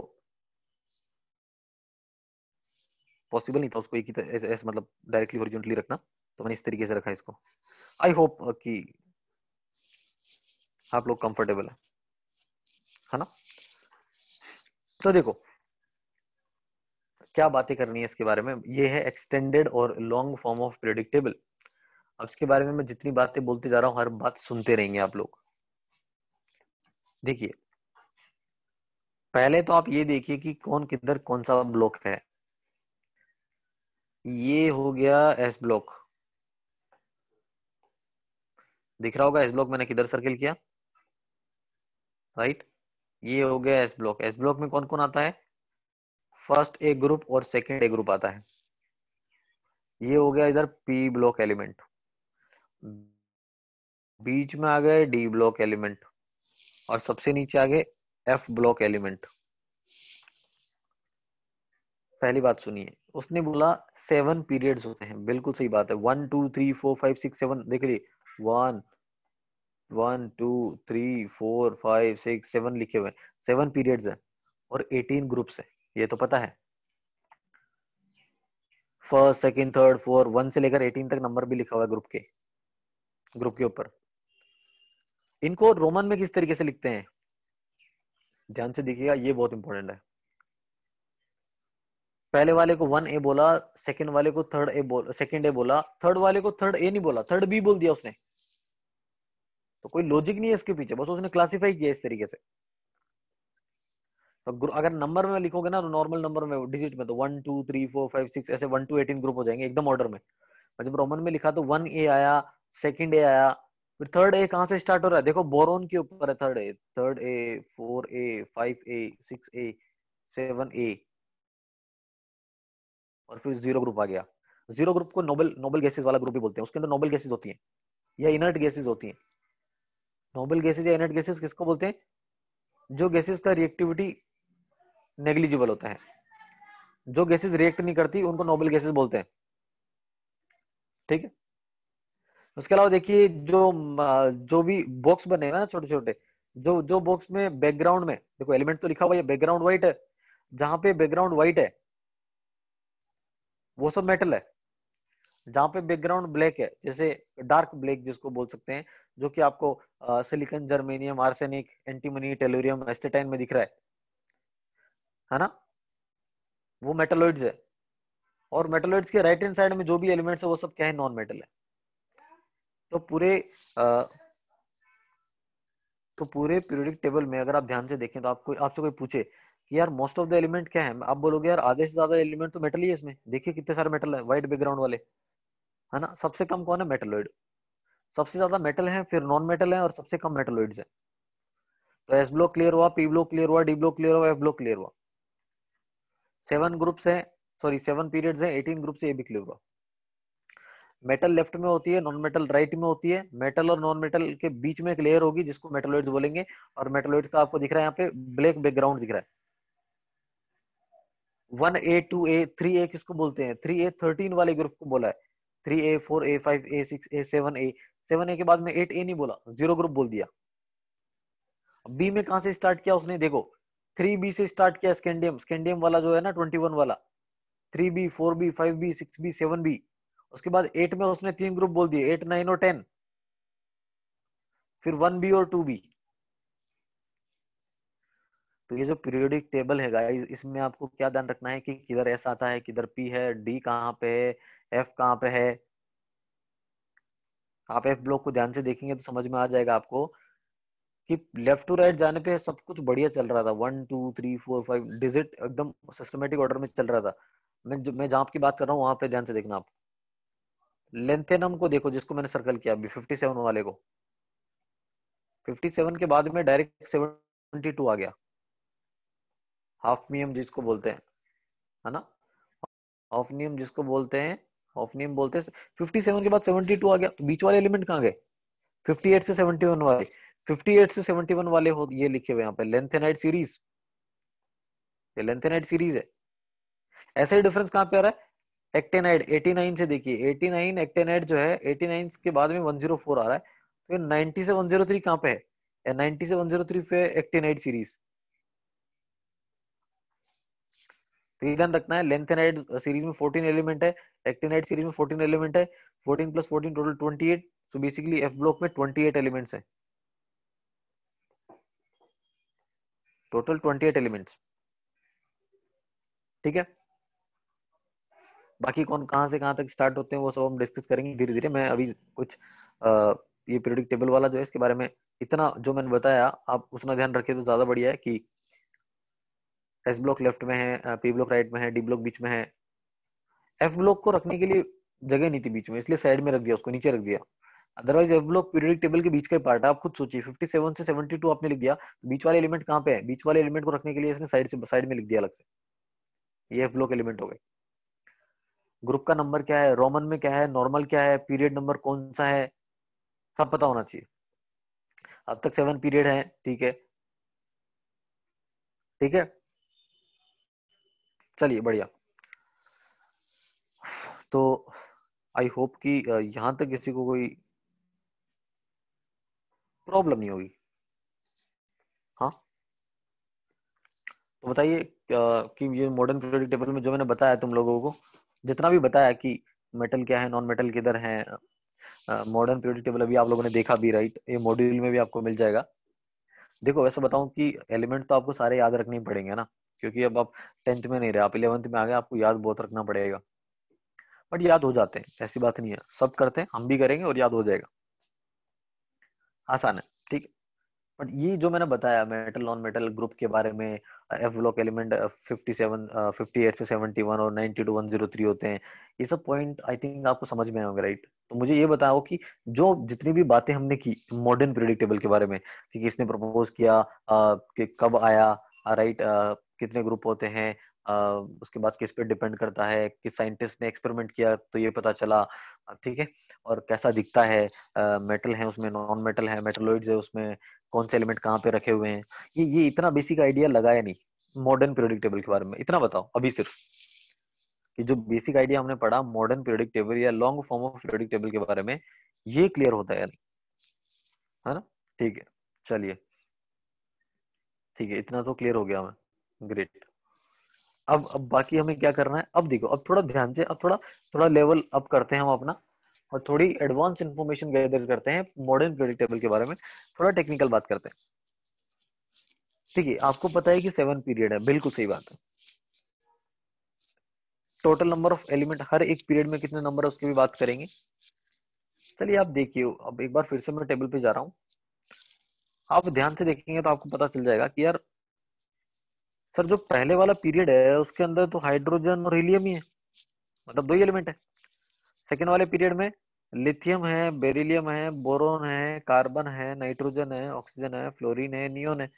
तो 2 + 6, ये तो 80 इलेक्ट्रॉन है, 80 एलिमेंट है, सॉरी सर, थर्ड वाले में भी 80 एलिमेंट है। फोर्थ से स्टार्ट हो गया, फोर्थ में पोटेशियम से लेकर क्रिप्टॉन तक काउंट करो, टोटल 18 एलिमेंट होंगे। फाइव में भी 18 होंगे।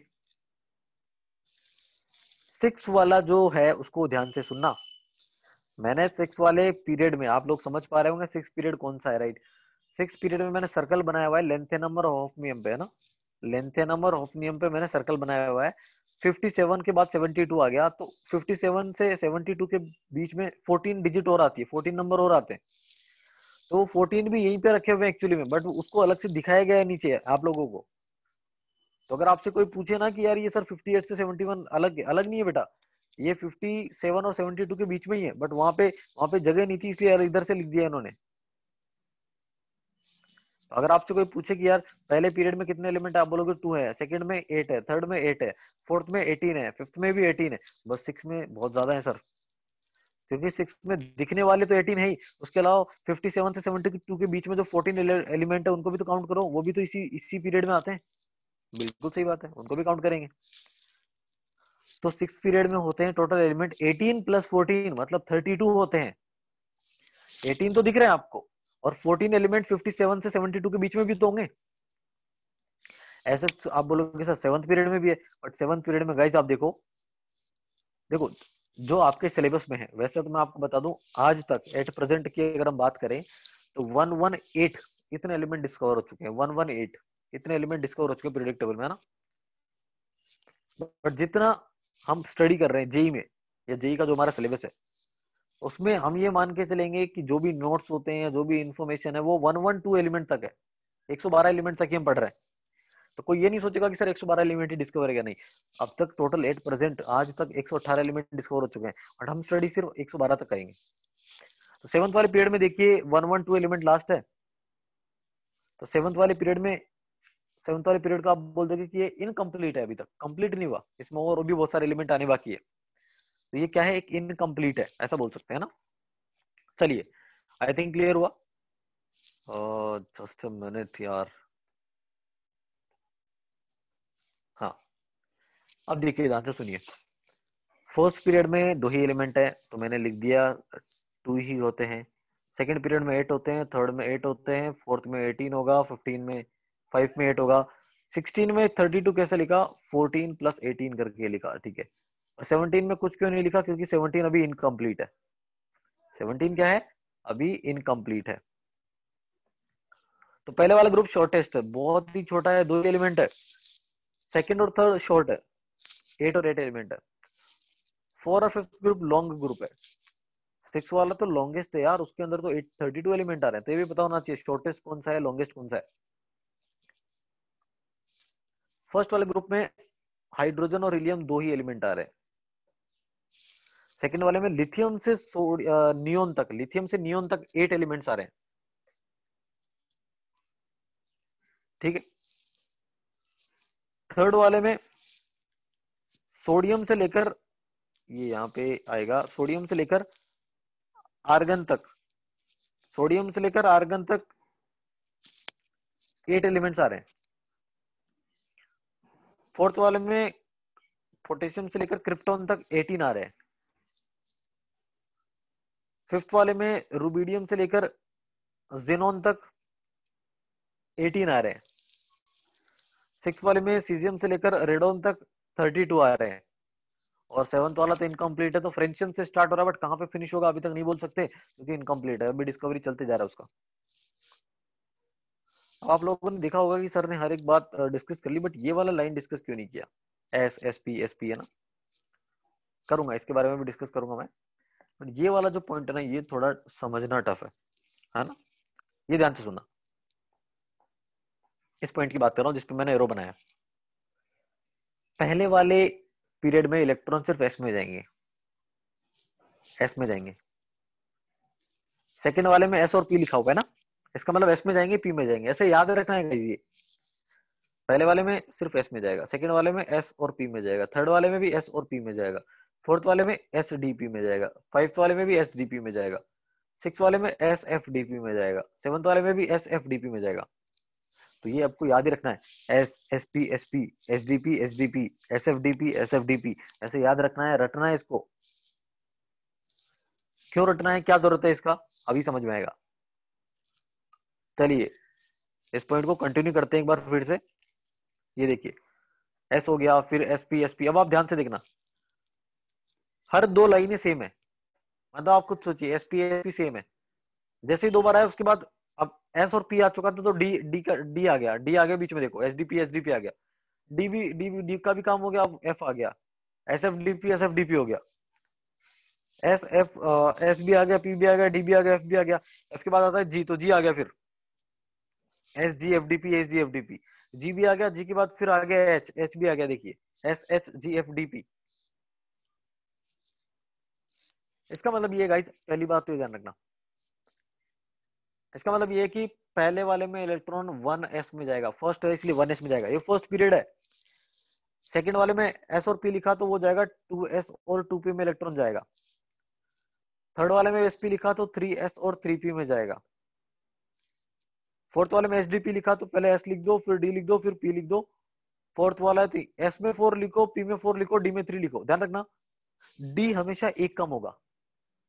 जैसे 4s और p के लिए 4 लिखा ना, d के लिए उससे एक कम वैल्यू लिखेंगे, 3 लिखेंगे, और f के लिए उससे 2 कम लिखेंगे। तो f की बात अभी किया नहीं हूं मैं, करूंगा। फिफ्थ वाले में s लिख दो, d लिख दो, p लिख दो, 5s लिखोगे, 5p लिखोगे, d में एक कम आएगा, मतलब 4d आ गया। फिर एस एफ डी पी में लिख दो, S F D P, S F D P. Sir ने कहा था फिर ये 6 हो गया, ये 6 हो गया, ये 7 हो गया, ये 7 हो गया।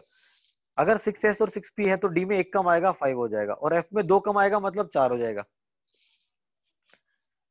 ऐसे सेवंथ वाले में एस और पी से पहले 7 आ गया, डी में उससे एक कम मतलब 6 आएगा, और एफ में उससे 2 कम मतलब 5 आएगा, 5f हो गया। ये क्यों मैं बता रहा हूँ, ध्यान से सुनना। आपको मैंने बताया था जस्ट एक क्लास पहले कि आपको इलेक्ट्रॉनिक कॉन्फ़िगरेशन याद करने हैं 30 तक। अब मैं बोल रहा हूँ 30 तक नहीं बेटा, पूरा पीरियोडिक टेबल के एलिमेंट जो है एक्सेप्ट एफ ब्लॉक अभी के लिए, क्योंकि एफ ब्लॉक 12th में पढ़ेंगे। एफ ब्लॉक के अलावा जितने भी एलिमेंट है पीरियोडिक टेबल में, सबका इलेक्ट्रॉनिक कॉन्फ़िगरेशन आपको याद होना चाहिए, बनाना आना चाहिए कैसे बनाएंगे। और पता है कैसे बनाएंगे? ये जो ट्रिक लिखा हुआ है ना स्क्रीन पे, इसी से बनाएंगे। सबसे पहले इलेक्ट्रॉन किस में फिल करोगे देखना, सबसे पहले 1s में जाएगा, फिर 2s में, फिर 2p में, फिर 3s में, फिर 3p में, फिर 4s में, फिर 3d में, फिर 4p में, फिर 5s में, 4d, 5p, 6s, 4f, 5d, 6p, 7s, 5f, 6d, 7p। अब बताओ इसको याद कैसे रखोगे आप? बड़ा दिक्कत होगा ना, इसलिए याद रखेंगे। एस बोल दिया, फिर एसपी, एसपी, एसडीपी, एसडीपी, एसएफडीपी, एसएफडीपी, ऐसे याद रखेंगे। और फिर क्लियरली बोल देंगे फर्स्ट वाला है तो एस आएगा, सेकंड है तो 2 आएगा, थर्ड है तो 3, फोर्थ है तो 4, फिफ्थ, सिक्स, 7 ऐसे चलता रहेगा। बट एस को जो नंबर दोगे पी को भी वही नंबर देना है, डी को उससे 1 कम देना है, और एफ को उससे 2 कम देना है। ठीक है, तो अगर आप अच्छे से देखेंगे तो ये फर्स्ट पीरियड का है, ये सेकंड का है, ये 3 का है, ये 4 का है, ये 5 का है, ये 6 का है, ये 7 का है। 7 पीरियड ही डिस्कवर हुए हैं अब तक, एट्थ वाला नहीं हुआ। बट एट्थ का भी मैंने बता दिया आपको, 9, 10, 11। अगर फ्यूचर में कभी एट्थ वाला पीरियड डिस्कवर भी हुआ ना बेटा, अगर फ्यूचर में मान लीजिए कभी एट्थ पीरियड पूरा डिस्कवर भी हो गया, तो एट्थ पीरियड में कितने एलिमेंट आएंगे? 50। वो मैंने बता दिया तुम लोगों को, 50 एलिमेंट आएंगे। अगर नाइन्थ वाला पीरियड डिस्कवर हुआ तो उसमें कितने एलिमेंट आएंगे? 50 एलिमेंट आएंगे। सर कैसे पता चला है सर? ये पता चला गाइस, देखिए मैंने एट्थ के लिए बाद में लिखा, एस लिखा, जी लिखा, एफ लिखा, डी लिखा और पी लिखा। आपको पता है एस में आते हैं 2 इलेक्ट्रॉन, पी में आते हैं 6 इलेक्ट्रॉन, डी में आते हैं 10, एफ में आते हैं 14 और जी में आते हैं गाइस 18 इलेक्ट्रॉन। तो 2 plus 18 plus 14 plus 10 plus 6 count करो, 50 आएगा। इसलिए मैंने बोला 50 एलिमेंट होंगे। जैसे मान लीजिए मैंने सेकंड वाले में 8 8 क्यों बोला?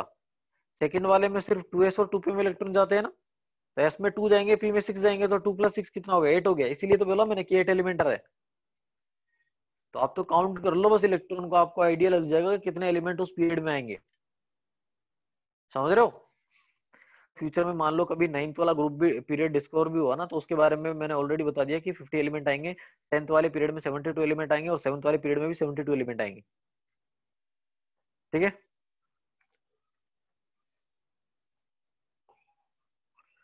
तो ये बताओ मुझे, ये जो मैंने बताया तुमको, S, S P, S P, S D P, S D P, S F D P, S F D P, ये याद हुआ या नहीं? ये याद ही कर लेना आज के क्लास में, मतलब आज का क्लास अगर आप एग्जिट कर रहे हो ना, तो ये याद होना चाहिए आपको।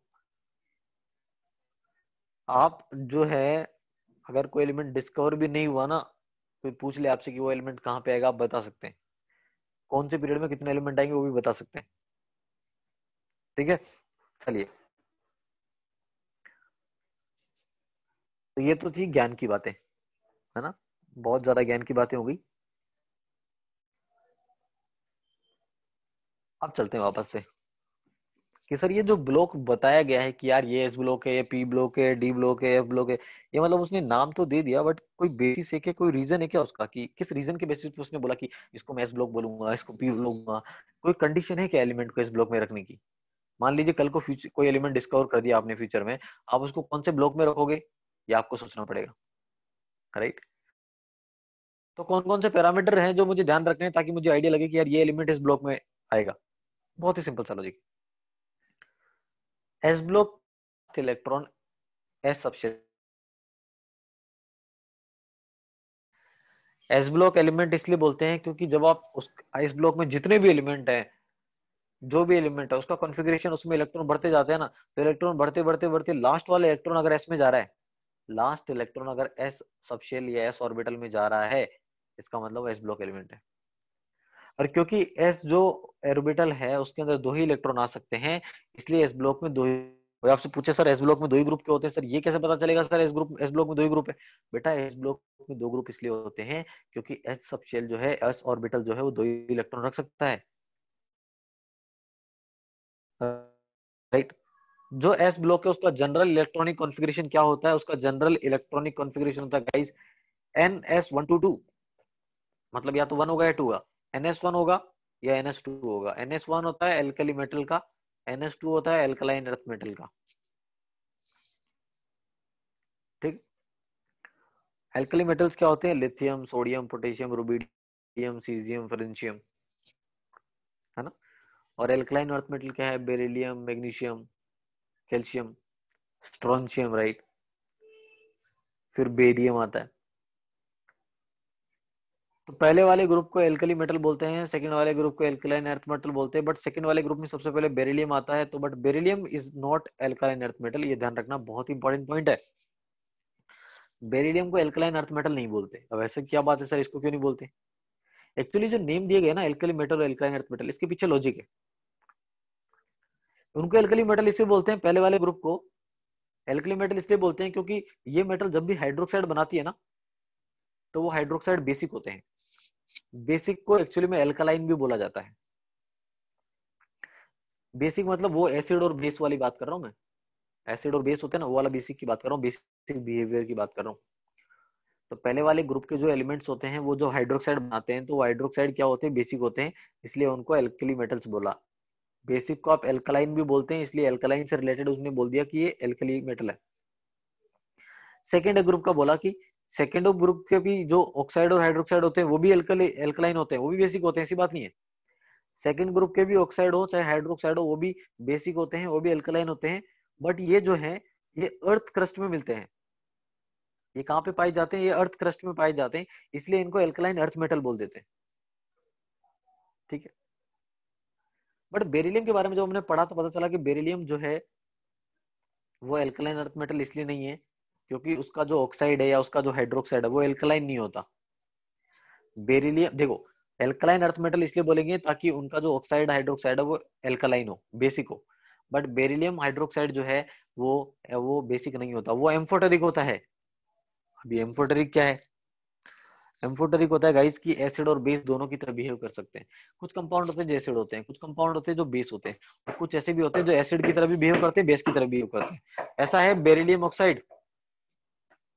तो जो मैंने लिखा कि beryllium is not an alkaline earth metal, तो इसका लॉजिक ये है कि जो बेरिलियम है ऑक्साइड है वो क्या है? एम्फोटेरिक है। एम्फोटेरिक मतलब एसिड की तरह भी बिहेव कर सकता है और बेस की तरह भी बिहेव कर सकता है, ठीक है। चलिए, तो एस ब्लॉक के अंदर सीजियम और फ्रेंशियम और रेडियम जो है वो रेडियो एक्टिव होते हैं। मतलब पहले वाले ग्रुप का लास्ट वाला एलिमेंट और सेकंड वाले ग्रुप का भी लास्ट वाला एलिमेंट दोनों रेडियो एक्टिव है। और इस ब्लॉक में मोस्टली तो एलिमेंट्स सॉलिड है, बट सीजियम और फ्रेंशियम क्या है? लिक्विड एलिमेंट है, ये भी ध्यान रखेंगे कि सीजियम और francium they are liquid elements, ठीक है।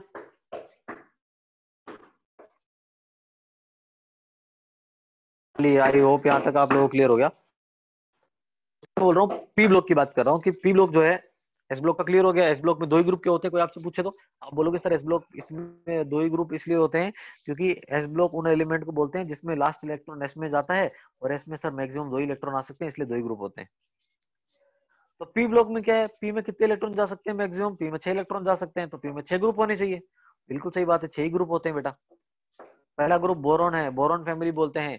सेकंड कार्बन, कार्बन है तो कार्बन फैमिली हो गया, कार्बन के जो भी एलिमेंट है। थर्ड वाला नाइट्रोजन होता है, तो नाइट्रोजन फैमिली को निकोजन भी बोला जाता है, निकोजन। ऑक्सीजन हो गया, ऑक्सीजन फैमिली को चाल्कोजन बोला जाता है। जो फ्लोरीन है, फ्लोरीन फैमिली को हेलोजन बोला जाता है। और सबसे लास्ट वाले को नोबल गैसेस या इनर्ट गैसेस बोला जाता है, ठीक है। जो बोरॉन फैमिली है उसका जनरल कॉन्फ़िगरेशन है NH2 NP1, फिर उसका NH2 NP2, फिर NP3, फिर NP4, फिर NP5, फिर NP6। मतलब जनरल कॉन्फ़िगरेशन क्या हो गया गाइस? जनरल इलेक्ट्रॉनिक कॉन्फ़िगरेशन हो गया NS2 NP1 से 6 के बीच में। या तो 1 हो सकता है, या 2 होगा, या 3 होगा, या 4 होगा, या 5 होगा, या 6 होगा, ठीक। अब देखो जो मैंने बोला था ना, एक पॉइंट है जो मैं आपको बाद में बताऊंगा, वो आ गया। आप लोगों ने मॉडर्न पीरियोडिक टेबल देखा होगा, हीलियम को हम राइट हैंड साइड में लिखते हैं, मतलब हीलियम को हम पी ब्लॉक में लिखते हैं। हीलियम को आप पी ब्लॉक में क्यों रख रहे हो यार? हीलियम का कॉन्फ़िगरेशन, हीलियम में तो दो इलेक्ट्रॉन होते हैं, हीलियम का कॉन्फ़िगरेशन तो 1s2 है। इसमें तो लास्ट इलेक्ट्रॉन एस में जा रहा है, दोनों इलेक्ट्रॉन एस में जा रहे हैं यार। इसमें इलेक्ट्रॉन एस में जा रहा है तो इसको एस ब्लॉक में रखना चाहिए ना, बिल्कुल सही बात है। हीलियम एक एस ब्लॉक का एलिमेंट है। कोई आपसे पूछ ले हीलियम कौन से ब्लॉक का एलिमेंट है, आप ये नहीं बोलेंगे पी ब्लॉक है, फिर रखते हैं उसको।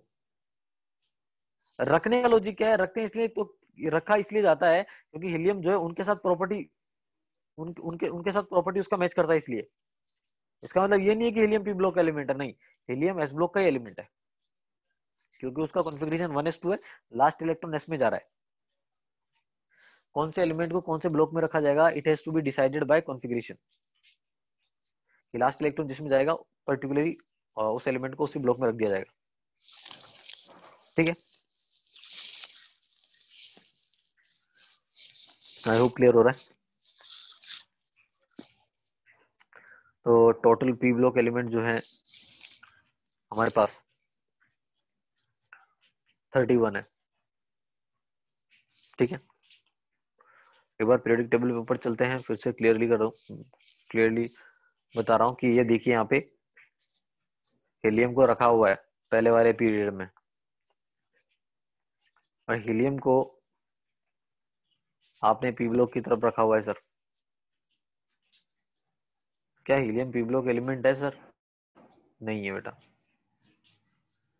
हीलियम जो है वो पी ब्लॉक एलिमेंट नहीं है। ठीक है, हीलियम एक एस ब्लॉक एलिमेंट है, क्यों? क्योंकि लास्ट इलेक्ट्रॉन उसमें एस में जा रहा है, इसलिए। ठीक है, आई होप कि आप लोगों को समझ में आ रहा होगा। ठीक है, चलिए आगे चलते हैं फिर। हम्म,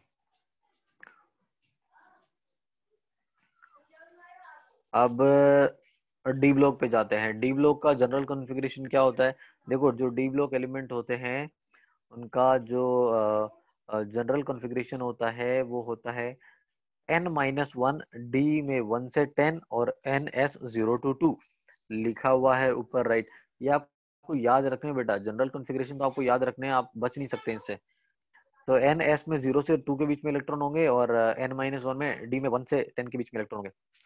या 0 से 2 लिखा है ना, कभी कभी आपको ये यहाँ पे लिखा हुआ मिलता है ns 1 to 2 भी लिखा हुआ मिलता है, ध्यान रखना, क्योंकि मोस्टली 1 से 2 होता है। जीरो सिर्फ एक ही कंपाउंड ऐसा है डी ब्लॉक में जिसमें जीरो आता है, और वो भी मैंने लिख दिया, zero only in case of palladium.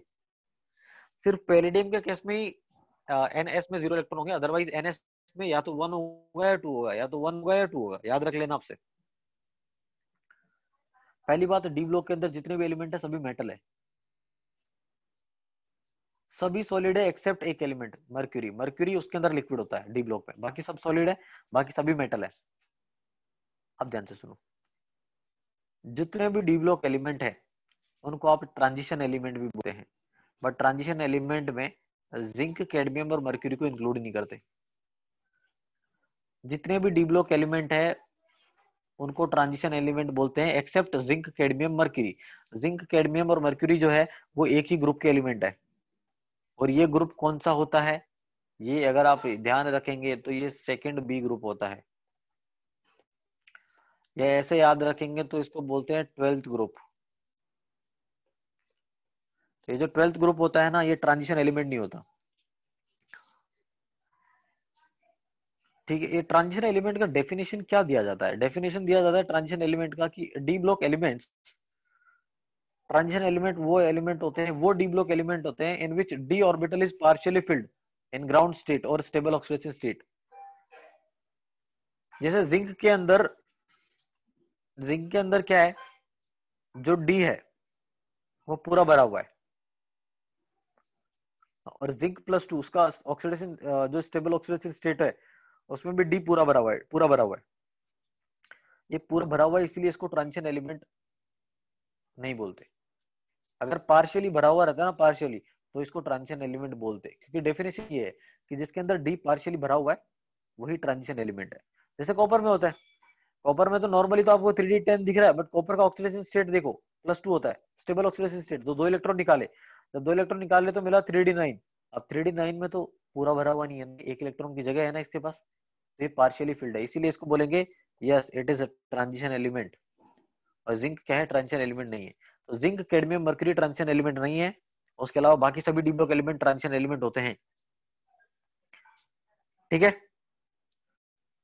बात करें डी ब्लॉक की, तो डी ब्लॉक जो है वो कहां से स्टार्ट होता है? वो फोर्थ पीरियड से स्टार्ट होता है, ध्यान रखना। डी ब्लॉक स्टार्ट होता है फोर्थ पीरियड से।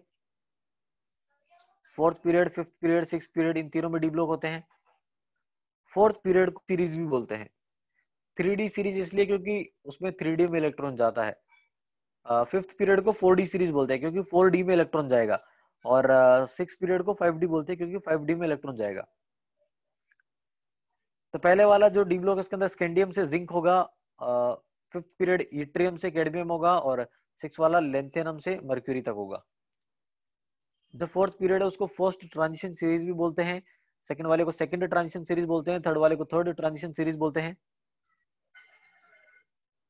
ठीक है। तो डी ब्लॉक का आई थिंक क्लियर हुआ। और मैं डी ब्लॉक के लिए एक बार फिर से ऊपर जाऊंगा और पीरियोडिक टेबल की हेल्प से आपको समझाने की कोशिश करता हूँ कि जो डी ब्लॉक है वो देखिए, आप एक बार अच्छे से देखिए। डी ब्लॉक आपको दिख रहा होगा गाइस, है ना? बीच में एकदम दिख रहा होगा क्लियरली। डी ब्लॉक कौन सा है? चलिए, अभी आपको नहीं समझ में आ रहा होगा तो मैं बता देता हूँ कि ये यहाँ से लेकर यहाँ तक, है ना? दिख रहा होगा, कलर आपको दिख रहा होगा कि ये जो सर ने अभी बनाया है, ये यहाँ तक ये डी ब्लॉक है। चलिए वापस से बता देता हूँ। स्टार्ट कर रहा हूँ यहाँ से स्टार्ट किया और बता दिया यहाँ तक डी ब्लॉक है। ठीक है। ये पूरा डी ब्लॉक है। ये देखो, ये डी ब्लॉक, ये बॉक्स बना दिया मैंने। ये डी ब्लॉक का बॉक्स बना दिया, है ना? बीच में बॉक्स बना दिया। ये डी ब्लॉक है पूरा। अब ये डी ब्लॉक के अंदर सभी ट्रांजिशन एलिमेंट है इसके अलावा, ये वाले ग्रुप के अलावा। एरो बनाया ना मैंने। इस वाले ग्रुप में कौन आ रहा है? जिंक आ रहा है, कैडमियम आ रहा है और मर्क्यूरी आ रहा है। तो जिंक, कैडमियम, मर्क्यूरी ये सब क्या है? ये सब ट्रांजिशन एलिमेंट नहीं है बेटा। इसके नीचे जो यूयूबी आ रहा है ना, 112 वाला एलिमेंट, वो भी ट्रांजिशन एलिमेंट नहीं है। बाकी सब ट्रांजिशन एलिमेंट है ना? समझ में आ रहा है? हाँ, ठीक है। डी ब्लॉक कहाँ से स्टार्ट हुआ? स्कैंडियम। स्कैंडियम पहला डी ब्लॉक एलिमेंट है। स्कैंडियम कहाँ पे आता है? फोर्थ पीरियड में। तो इसलिए फोर्थ पीरियड हो गया, फिफ्थ पीरियड हो गया, सिक्स पीरियड हो गया, सेवंथ पीरियड हो गया। फोर्थ पीरियड को आप 3D सीरीज बोलते हैं, फिफ्थ को 4D बोलते हैं, सिक्स को 5D सीरीज बोलते हैं। तो ये भी याद रखना है। First transition series, second transition series, third transition series, ये भी याद रखना है। ठीक है। आई होप ये जितना भी इंफॉर्मेशन मैंने दिया आप लोगों को आज पीरियोडिक टेबल से रिलेटेड, मॉडर्न पीरियोडिक टेबल के बारे में, ये यूजफुल है आप लोगों के लिए। S block, P block, D block, F block, बाकी पूरे चैप्टर में, क्योंकि पीरियोडिक टेबल के बारे में पढ़ने वाले तो धीरे धीरे आपको अंडरस्टैंडिंग आपका और भी अच्छा होता जाएगा। बट अभी इनिशियल लेवल पे आई थिंक जितना बताया ना उतना क्लियर होना चाहिए, क्योंकि हर एक पॉइंट इंपॉर्टेंट है ना, उसका यूज है आगे। समझ रहे हैं आप लोग? तो ज्यादा टाइम वेस्ट ना करते हुए, एस ब्लॉक हमने देखा, पी देखा, हमने डी देखा। अब एफ ब्लॉक के बारे में हम बात अभी नहीं करेंगे, चलो कर लेते हैं। एफ ब्लॉक ही बचा हुआ है। तो एफ ब्लॉक क्या होता है? एफ ब्लॉक जो होता है उसका जनरल कॉन्फ़िगरेशन क्या होता है, ये याद रखना है। जनरल कॉन्फ़िगरेशन होता है n-2 में n-2f, n-1d और ns2। मतलब ns में तो दो इलेक्ट्रॉन होंगे हमेशा, ठीक है। n-1d में 0 से 2 के बीच में होगा, या तो 0 होगा या 1 होगा या 2 होगा। और n-2f में 0 से 14 के बीच में कुछ भी हो सकते हैं। ठीक है। देखो मैंने बताया भी था आपको कि जो s को नंबर दिया जाता है ना, उससे एक कम d को देंगे, n को देंगे। और f को उससे दो कम देंगे, n-2 देंगे। ये मैं एक बार पहले ही बताया था मैंने। इसीलिए n-1 n-2 लिखा हुआ मिलता है आपको। s और p को सेम नंबर मिलता है। s को मान लो 4 मिला तो p को 4 मिलेगा, फिर d को 3 मिलेगा, f को 2 मिलेगा। ये मैं बोलना चाह रहा हूँ। एफ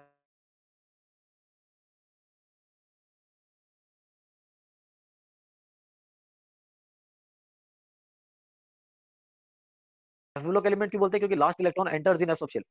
डी में जाएगा डी ब्लॉक है, लास्ट इलेक्ट्रॉन एस में जाएगा एस ब्लॉक है। गाइस ध्यान रखेंगे 28 एफ ब्लॉक एलिमेंट होते हैं। अब वो 28 जो है 14 14 मिला के दो सीरीज में रखे हुए रहते हैं। 14 14 के दो दो आपको पीरियड्स मिलते हैं इसमें। पहला जो पीरियड है वो 58 से 71 के बीच में होगा, और ये याद रखना है आपसे। अब आपसे ये भी क्वेश्चन पूछेगा कि पहला जो 14 है वो 58 से 71 के बीच में होगा। सेकंड जो है वो वो 90 से 103 के बीच में होगा। तो यहाँ पे भी 14 एलिमेंट है, और 58 से 71 के बीच में 14 एलिमेंट है। तो 58 वाला एलिमेंट है सीरियम, तो 58 से 71 तक 14 हो गए, 90 से 103 तक 14 हो गए, 14 प्लस 14 28 एफ ब्लॉक एलिमेंट हो गए। ऊपर वाले 6 पीरियड में है, नीचे वाले 7th पीरियड में आते हैं। ऊपर वाले जो है 58 से 71 उनको बोला जाता है लेंथेनाइड। लेंथेनाइड सीरीज बोलते हैं। लेंथेनाइड सीरीज इसलिए बोलते हैं क्योंकि लेंथेनाइड के बाद में आते हैं ये। और एक्टेनाइड सीरीज इसलिए बोलते हैं क्योंकि एक्टिनियम के बाद में आते हैं। एक्टिनाइड में 14 है, लेंथेनाइड में 14 है। All actinides are radioactive. हर जितने भी एक्टिनाइड है, मतलब कितने, 14 एक्टिनाइड है, सभी रेडियो एक्टिव होते हैं। आफ्टर यूरेनियम, यूरेनियम के बाद में जितने भी एलिमेंट आते हैं नेचर में वो सब ट्रांस यूरेनिक है। उनका नाम ही ट्रांस यूरेनिक लिखा हुआ है। ट्रांस यूरेनिक मतलब यूरेनियम के बाद वाले। In lanthanide only promethium is radioactive, PM, promethium. देखो एक्टिनाइड में सभी रेडियो एक्टिव है, बट लेंथेनाइड में सिर्फ एक ही ऐसा एलिमेंट है जो रेडियो एक्टिव होता है, और उसको बोलते हैं पीएम, प्रोमिथियम। ठीक है। तो एक और बात मैं बता दूं आपको कि आपसे कोई पूछे कि लेंथेनाइड कौन सा एलिमेंट है, लेंथेनम कौन सा एलिमेंट है, ध्यान रखना लेंथेनम एफ ब्लॉक का एलिमेंट नहीं है। इसको लेंथेनाइड सीरीज इसलिए बोलते हैं क्योंकि ये लेंथेनम के बाद से स्टार्ट होता है। लेंथेनम तो डी ब्लॉक का एलिमेंट है, लेंथेनम के बाद में स्टार्ट हो रहा है इसलिए लेंथेनाइड बोला। एक्टिनियम के बाद में स्टार्ट हो रहा है इसलिए एक्टिनाइड बोला। तो कोई आपसे कंफ्यूज करने के लिए पूछ लेगा कि यार एक्टिनियम कौन से ब्लॉक का है, आप लोग एफ ब्लॉक मत बोलना प्लीज। एक्टिनियम डी ब्लॉक का ही है। एफ ब्लॉक में एक्टिनाइड नाम क्यों दिया है? एफ ब्लॉक में एक्टिनाइड नाम इसलिए दिया गया है क्योंकि एक्टिनियम के बाद से स्टार्ट होते हैं। ये बात भी मैं एक बार फिर से आपको मॉडर्न पीरियोडिक टेबल की हेल्प से क्लियर करना चाहूंगा। आप जाइए वापस से उसी सर्कल पे आइए जहां पे मैंने 57 72 लिखा हुआ है। आप देखिए 57 और 72 कहाँ लिखा हुआ है? 57 और 72 देखिए डी ब्लॉक में लिखा हुआ है। जो बॉक्स बना रखा है मैंने डी ब्लॉक का, उसी में लिखा हुआ है 57 72। 57 वाला जो एलिमेंट होता है उसको बोलते हैं लेंथेनम, और एफ ब्लॉक का जस्ट पीरियड होता है उसको बोलते हैं lanthanide series. Lanthanide series start कहाँ से होता है? सीरियम से स्टार्ट होता है, सीरियम से। लेंथेनम डी ब्लॉक का एलिमेंट है। एफ ब्लॉक के पहले सीरीज को लेंथेनाइड सीरीज इसलिए बोलते हैं क्योंकि लेंथेनम के बाद से स्टार्ट हो रहा है। लेंथेनम 57 है, 57 के बाद से स्टार्ट हो रहा है 58 से, इसलिए उसको लेंथेनाइड बोला क्योंकि लेंथेनम के बाद से आ रहा है। एक्टेनाइड इसलिए बोला क्योंकि एक्टिनियम के बाद से स्टार्ट हो रहा है। ठीक है। तो चलो एक बार बताओ कि ये जितना भी इंफॉर्मेशन दिया मैंने आप लोगों को, क्या ये क्लियर हुआ या नहीं? आज का जो इन्फॉर्मेशन था क्या यूजफुल था आप लोगों के लिए? हाँ, समझ आया? चलिए बढ़िया, जो भी है ना। एक बार रिवाइज कीजिएगा गाइस इसको अच्छे से, बहुत इंपॉर्टेंट है, मैं ये बोलूंगा आपको, है ना। मॉडर्न पीरियोडिक टेबल में आप लोग अब आप 10th स्टैंडर्ड के स्टूडेंट नहीं है कि आपको सिर्फ 30 तक याद करना है, आपको बहुत याद रखना है ना। तो आपको हर एक एलिमेंट के बारे में याद रखना पड़ेगा। तो वेट कर रहा हूँ, सभी सभी के रिस्पॉन्स का वेट कर रहा हूँ मैं। समझ में आया या नहीं, उसका जवाब चाहिए मुझे। ठीक है। हम्म। हम्म। हाँ, प्रथमेश लिख रहा है चेट, क्या मतलब बेटा उसका? हाँ, उसके बाद आगे। प्रथमेश ने लिखा, भाविन ने लिखा, अनुष्का ने लिखा, सम्यक ने लिखा, शुभम ने लिखा, शरद ने लिखा। बस। धीर रह गया शायद, आयुष रह गया, क्षितिज रह गया, महक है, प्रियम है, विभव है, विकास है। अच्छा धीर तुम लिख चुके हो, अच्छा वैभव भी लिख, क्षितिज भी लिख चुका है। अभी तक मुझे मालूम है किसने नहीं लिखा, महक ने नहीं लिखा अभी तक।